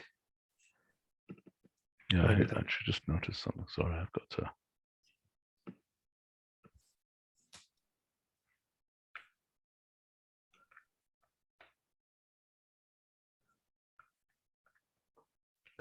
This Py, those classes. So wait a second. So this, could you start from the top there?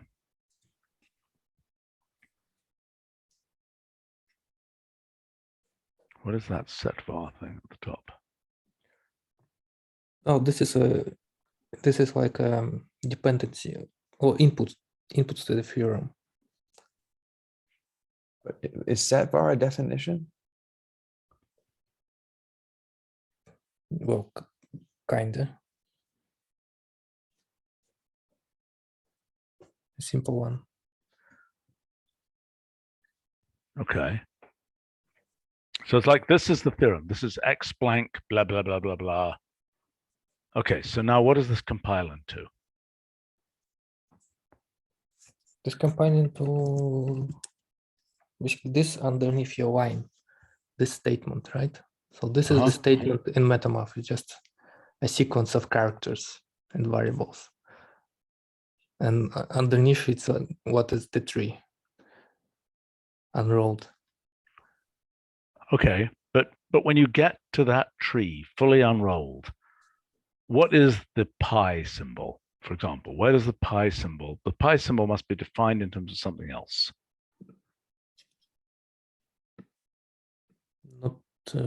Not necessarily. It's just going to be a symbol. Maybe there's some additional theorem or axiom that has pi. So the definition doesn't have to refer to other definitions that contain pi. But what is resolving in this definition here beyond pure syntax tree? What do you mean resolving?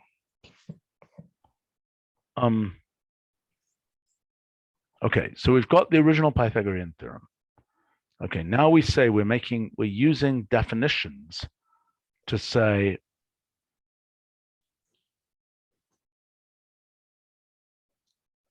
what is not equals in terms of some lower level construct. Are we not?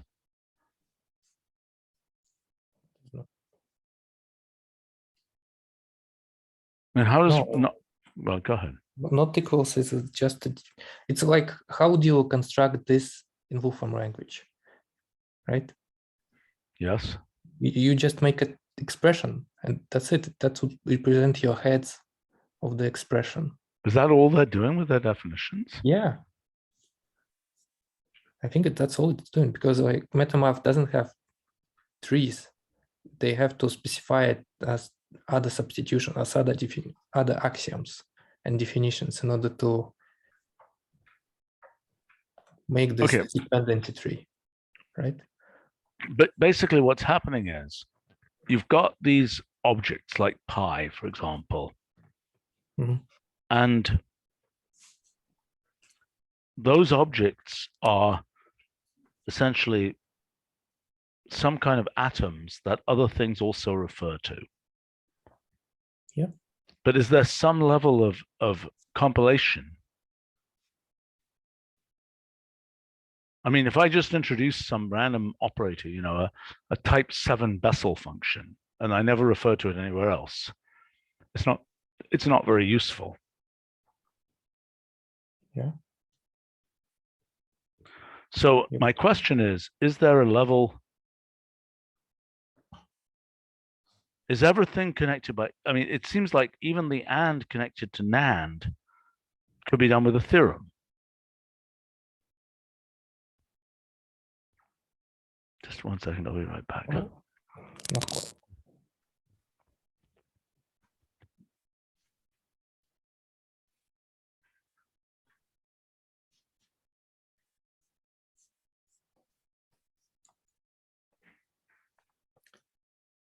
So Nick, your groceries arrived yesterday.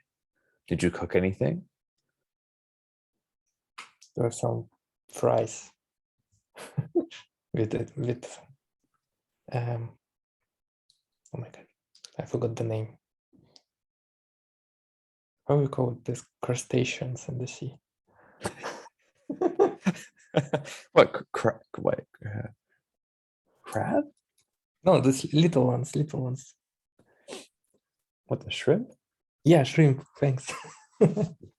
Yes. Fries and fried shrimps. Okay. So let's see. Did they come just as like potato rectangles and you have to fry them, or is it more prepared than that? You just have to Yeah, put just them in the like oven? potato rectangles. Put them into the oven, spice them. Okay. I actually don't know because Christine moved it. Yeah. Yes, I have shrimp rather often. I like it, but I don't fry it. I usually just cook it on the stove top.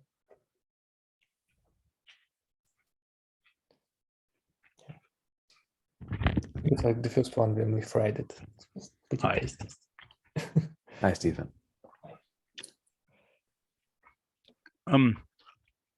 Okay, so what was I saying wrong? Let's take the The- NAND example. Go ahead. So you can use can't connect NAND and AND and OR within a theorem because it's as a definition, right? Because it's like a different world. This definition doesn't have turnstiles. You have to separate them. This is syntax tree deals with W of X only, right? So it says nothing about propositions and what is true and what's not. So this is like separate thing altogether. It's a part of a tree that you use in order to construct parts of your propositions. It's like functional symbols. There's no logical connection there. And that's important for observer theory, right? Because what this means is this is something that's kind of computationally possible, but the observer is not yet assigning truth or falsity or deriving anything. This is something that's kind of computationally available that the observer can use for mathematical purposes, but is, I think, in some sense more rulal and prior to the real observational work of the The analog mathematician. in the logic case is we're just writing down all the possible statements, independent of what's true. Is that right? I mean, I guess you could define anything, right? Technically, you can make a definition, you could define anything, right? And you distinguish it like by some kind of head like here. If you don't care about whether it's true or false, and just as regular any expression, it's just W of F, right? It's whatever you can construct using a syntax tree like this. But if you care about whether something is true or false, and this is where the realm of logic comes in, right? Then you have a new symbol, Right. like turnstile. Like a turnstile. Yeah. Right. And to derive new turnstiles, you have to use axioms with other turnstiles in them.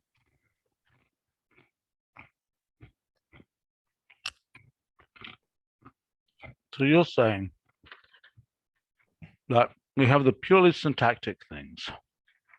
Yeah. And then, like Boolean algebra expressions where we don't know, well, it's just a bunch of symbols, right? And then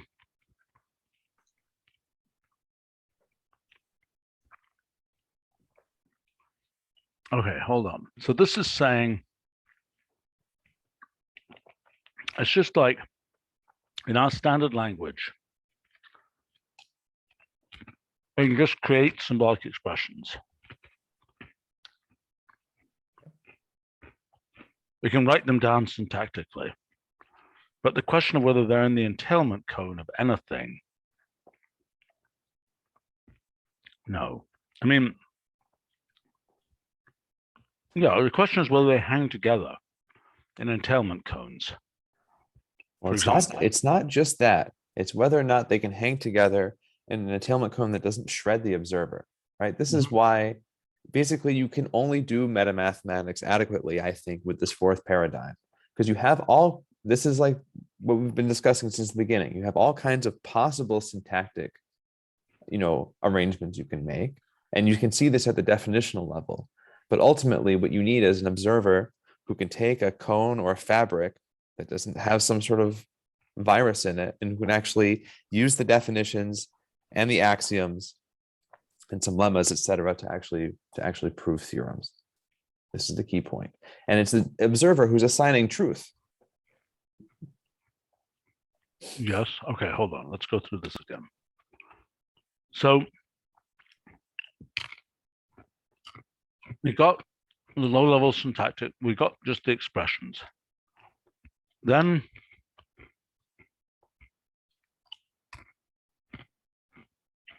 okay. The animation, the Roolead is the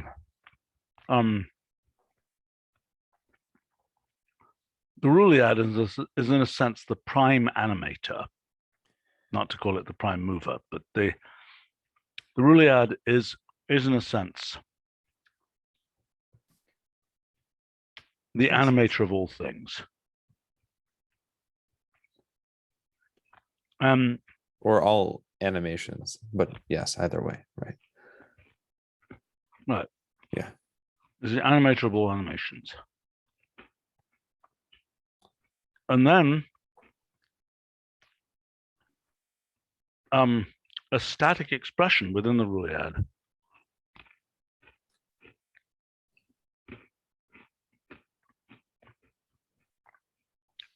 I'm still confused here. And I think the point is that even for an observer to think of something that seems static, like NAND, for instance, right? That's already some coarse graining, right? Of some, in this case, of like a combinator operation. So there's some possible syntactic computation that can take place. And if you can use that as your definition, then you can basically reduce that computation to some, in the graph, it would maybe be just something like a vertex where it's like, okay, I'm going to introduce this as a definition, but it's actually just a computation from the Roolead that you're putting in there. No, I know that you're naming. Yeah, you're naming it, right? So it's static in that it's named, but Roolead speaking, it's of course animated, right? Because it has the fire in it, the Blum fire. Yes. Yes. I mean, the NAND is some bunch of combinators. You're labeling it, and it's the persistent bunch of combinators that you identify as NAND. Right. Fine. It's like a particle, right? Yeah, exactly. Right. So how do the definitions? Are definitions like molecules are made of atoms, are made of quarks and things, or what? Yep, I think so. Yep. But when you look at the definitional graph, that's basically still like molecular dynamics, probably. So the definitional graph is essentially an ontology graph for, so you're saying you can describe things in terms of H2O or something rather than in terms of their quarks. Right. Actually, it goes a lot below the quarks. It goes all the way down to the eames. To the eames. And that's the ultimate ontic, so to speak, right? But the ontologies that we use, their ontogenesis is Roolead, and yeah, that's That's one of our novel contributions, I think. Right. There are like representations within IMS of the turnstile symbol. It's like, what is the difference? Because Sorry, say that again. what's the representation of turnstile within IMS? It's like how you distinguish logic from just syntactic structures. Is it like S and K? Can you just do WFF is like S and turnstiles like K or something a little bit deeper? I mean, a turnstile is funny, right? Because on the one hand, it really is just also syntax, but it's kind of an indicator that it can be used semantically in some sense, Yeah. right? You can run your combinator machine on it.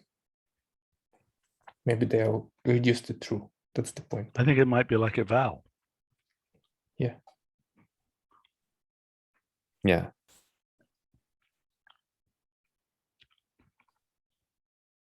And that you can imagine building something without evaluation. But Well, maybe you just have combinators that don't evaluate at all, right? Just inert combinator expression. Mhm. And then you prepend your turnstile I see. combinator part, and it starts crunching until it evaluates to true. That's the fire, right? Yeah, I get it. This is a very fun way of looking at math, and it seems correct. Yeah.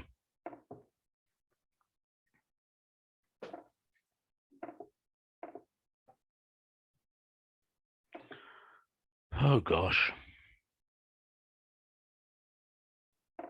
Well, all right. Anything else we want to achieve tonight? Well, it seems like the purpose of the meeting is to discuss whatever you need to discuss before you start writing. So I think I'm pretty only close. you can answer that question, I think. I think I'm pretty close. Is there any definition graph that I want to show in my question? Maybe this one. Is that one interesting? Or is that just a syntax tree, basically? Well, they'll all be like that, won't they? I kind of think they will be. They'll all just be syntax trees. Well, that's kind of how we've been discussing. I don't Right. know So the what else question they is, could be. for different theorems, how do they knit together? And do we care? Yeah, I can build one. You can just union them? By the way, should we be using for our generic Pythagorean theorem, should we be using Pythag G or Pyth I? Is that the integer one? Oh, we probably should be using Pyth G. I'm guessing Pythag is kind of, Nick, correct me if I'm wrong, but it seems like Pythag is kind of closer to Euclid, and Pyth I is like this kind of generalization where it holds for like the complex numbers. And No, I thought it's the other way around. Pyth no. G. Well, look, that's got complex numbers in it. A is an element of complex numbers. Check. Whereas the other one was natural numbers, wasn't it? Hold on.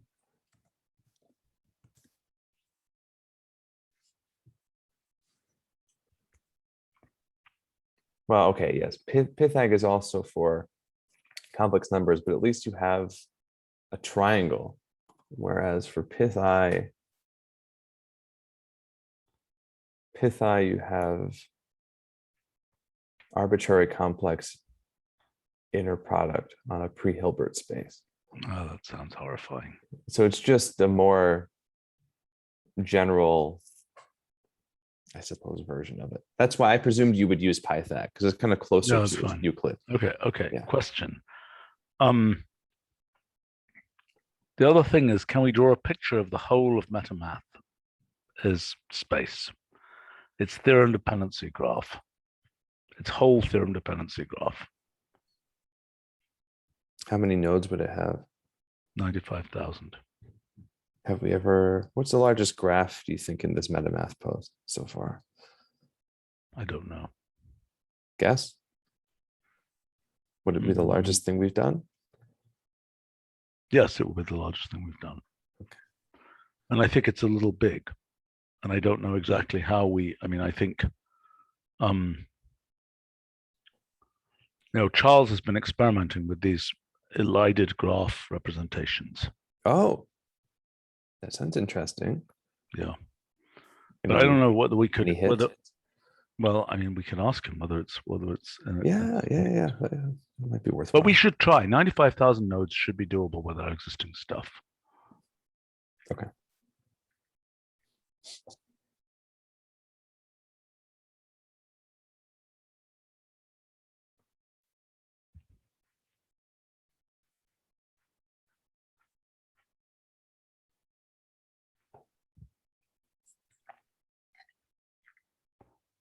Um,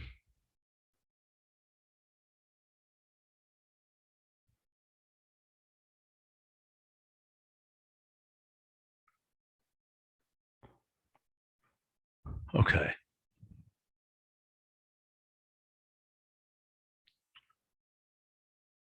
So hold on. So that then,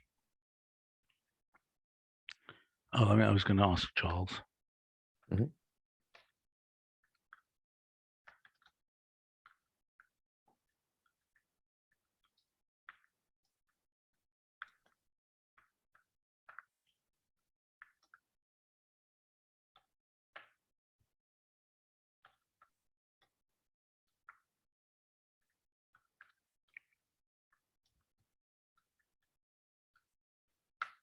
Okay, asked.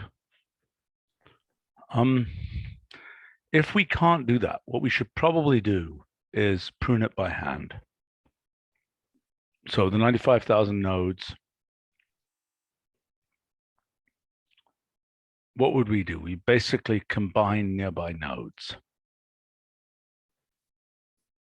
that make sense? Hmm. Will that distort the results in any way?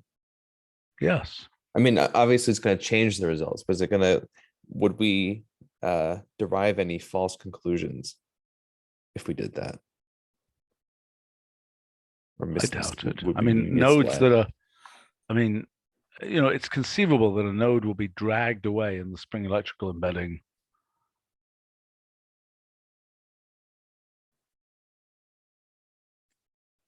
But I think, what else could we do with a 95,000 node? I think the damn thing's going to be a mess anyway. It's going to look like coronavirus, probably. Yeah. So what could we do with it? We could do dimension measurements on it. That seems more worth doing. And we could do the variation of the, maybe we should just measure geodesic balls. Well, Where we we can do it do at that. random. Yeah, we could do that without actually rendering the thing, right? Of course. Yeah. So that's doable, right? Mm-hmm. Yeah. We could Okay. pick a bunch of random ones, and we could also look at the variation of their growth rates and so on. That's what we did before. What was that plot we made? Could you unshare for a second? There was a plot we made.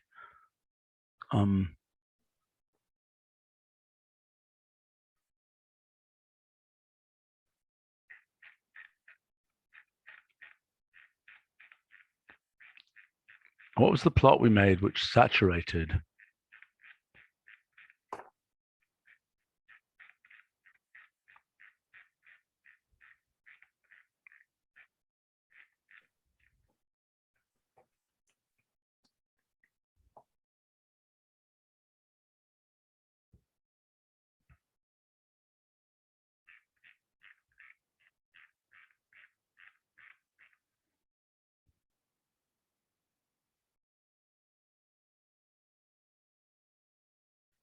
Do you remember the plot I'm talking about? It's one where we had distances and then we saturated. No, not exactly.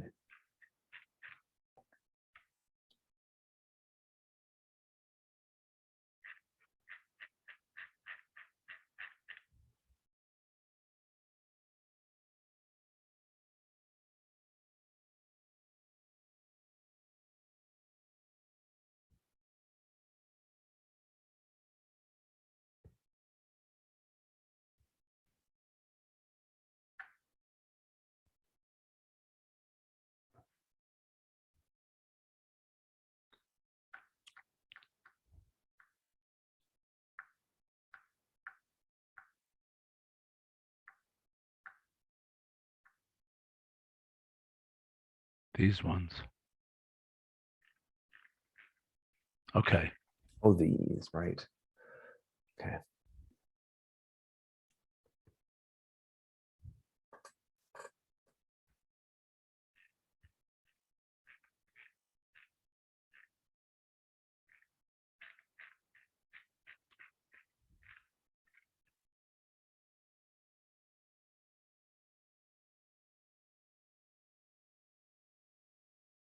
Well, this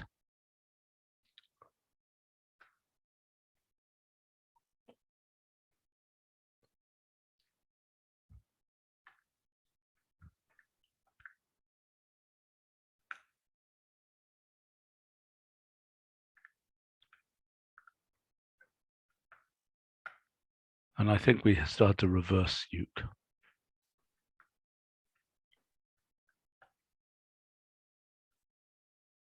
Mm-hmm.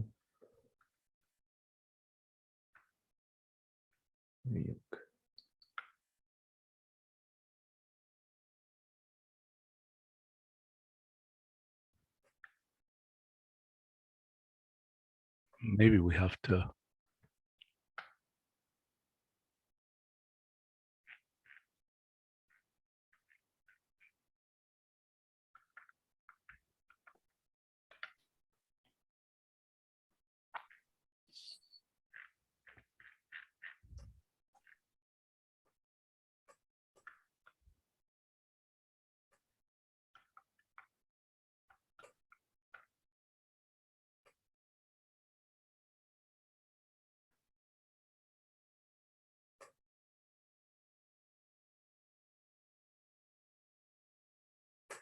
I don't know what that tells one, but that seems to be some kind of measure. I mean, if I make this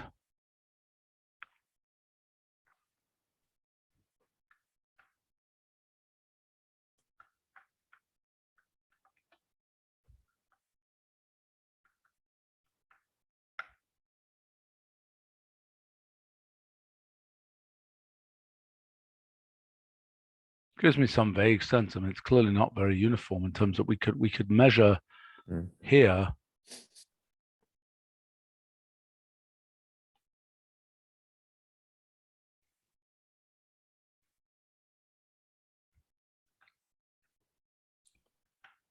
I think this can be mean, if I remember correctly.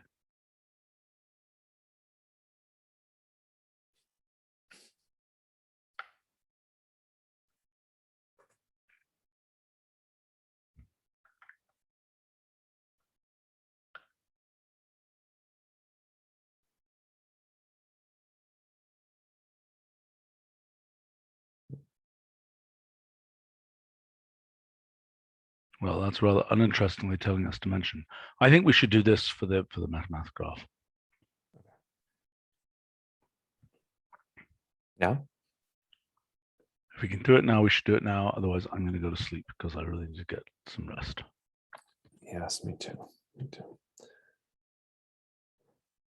Well, I think we should wait how until. How long would it take? I have no idea. I mean, No, it might be. you have a graph, right?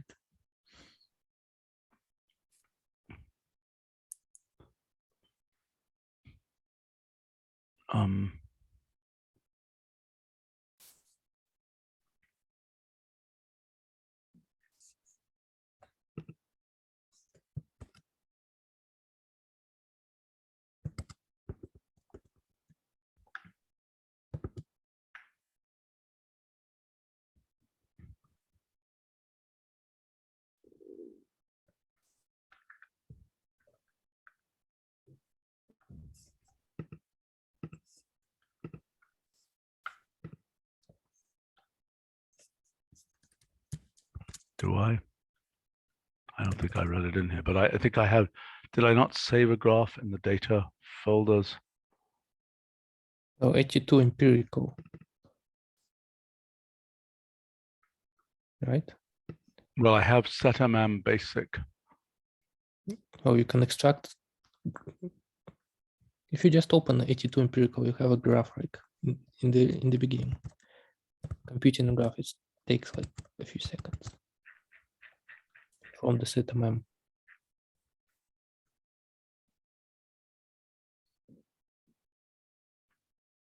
This one here.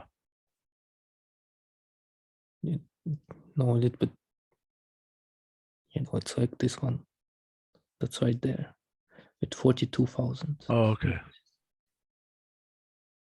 I'm internalizing. Okay, so set directory, notebook directory.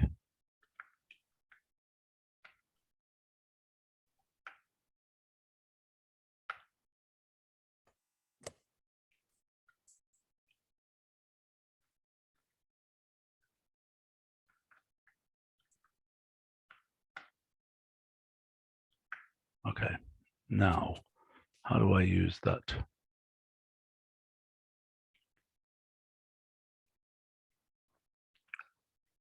Any idea how to use this creature?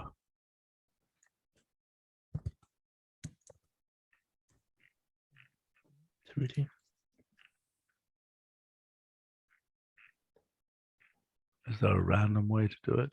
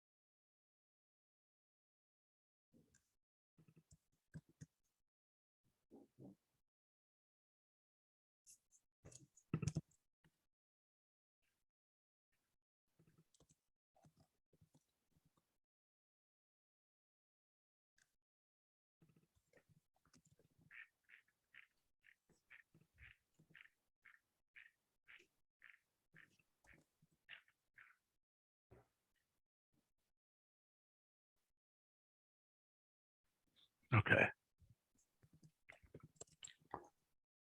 Well, here, I can do this.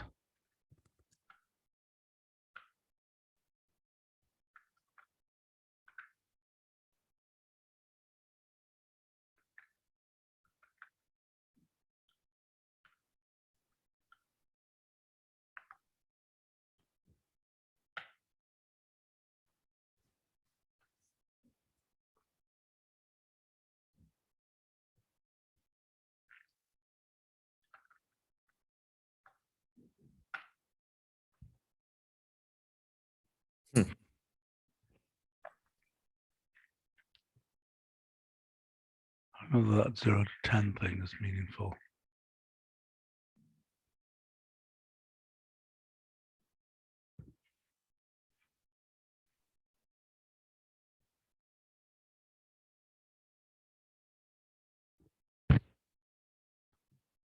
What is dim here? Around every vertex. I don't think we want that.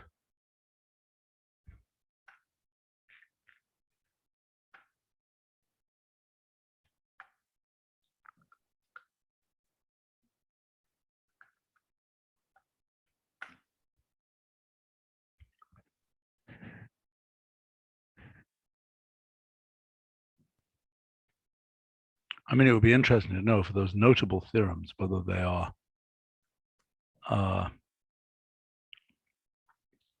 evenly spread out or not. I think we're reaching the end here. We're reaching the end. Okay, here's what I predict. I predict I can finish the writing. If I get these, I can finish the writing of this section tomorrow. And then we count the eames. Then we might do some eam counting, but I think we should just fill in those other sections. And the recreational thing is counting the eames. And then there's a lot of cyanery. Oh yeah, it's going to take some time. I mean, like the two other items are basically you have to decide if you want to cauterize the gravitation. Yeah, I know. And relativity section, and also if you want to pursue this question of monotonicity in models. But these are both kind of, I don't imagine. Sorry? They're tails of the animal. Yeah, exactly. Okay, look at that distribution. Huh. Hmm. Hmm. What on Interesting. earth does that mean?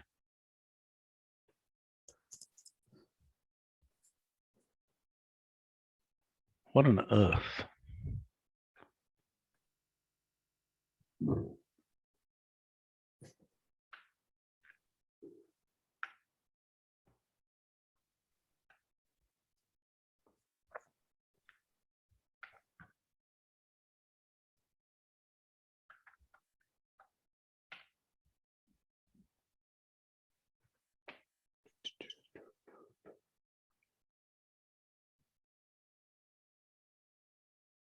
It's really surprising to me that this isn't infinity.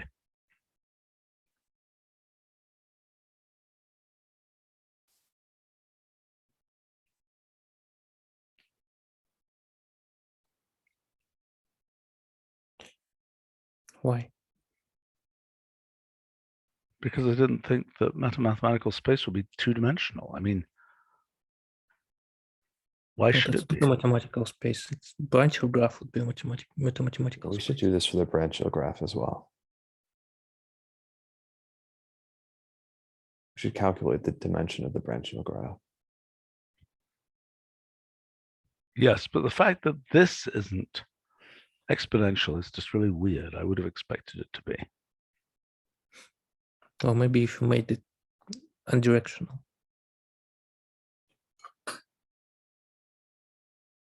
Okay, I don't understand that at all. Look at that. The dimension just went down to 1. Oh my gosh. This is just totally weird. All right, let's make it undirected.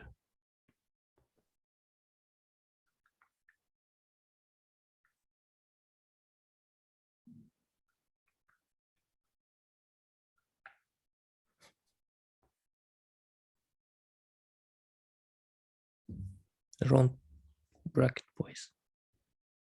Thanks.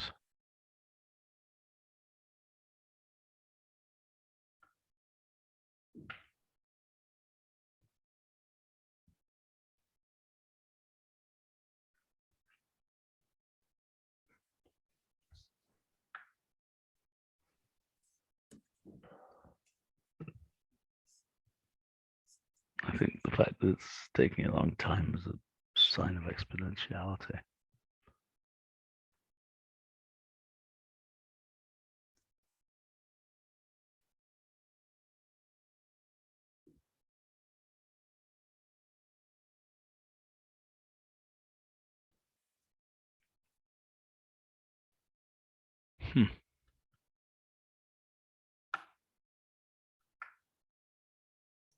The other ones took that much time too.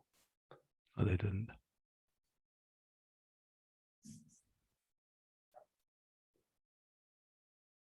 This thing is monstrously huge.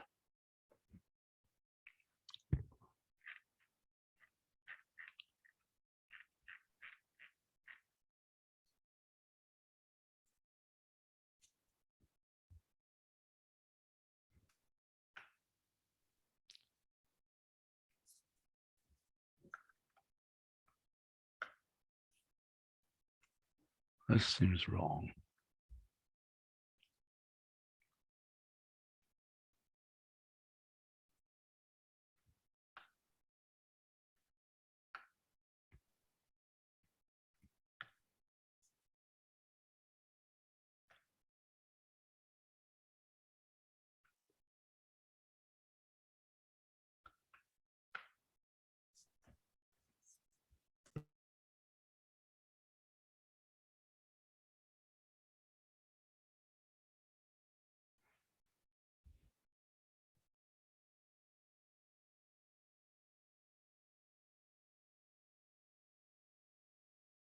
Well, look at that.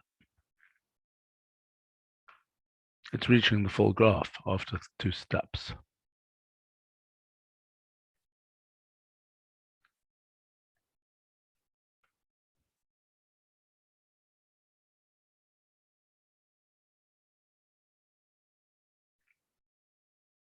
Is should this be reversed, or is this the right way around?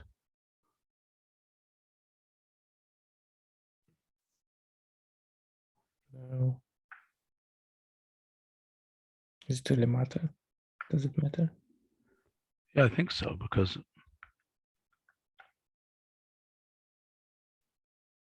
I think for dimension estimation, it shouldn't matter, right? If you reverse the graph. why? I mean, the graph could be it just doesn't get anywhere. For going one way, it gets almost nowhere. I mean, it has a big forward light cone and no past light cone.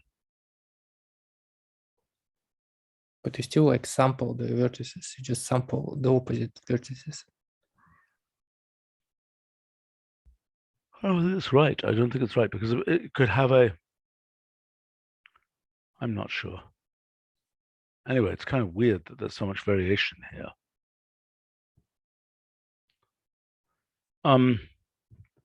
Is there anything else we can do with this full graph?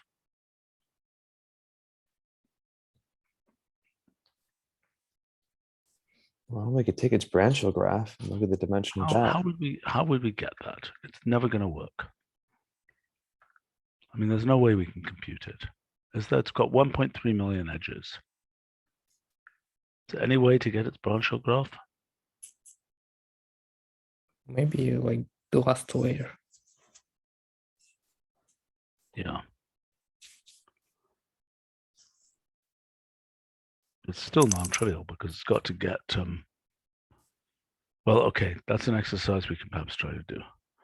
I need to go. And so I think I have a lot of the raw material to be able to write. And we don't have to say everything here. I mean, I think that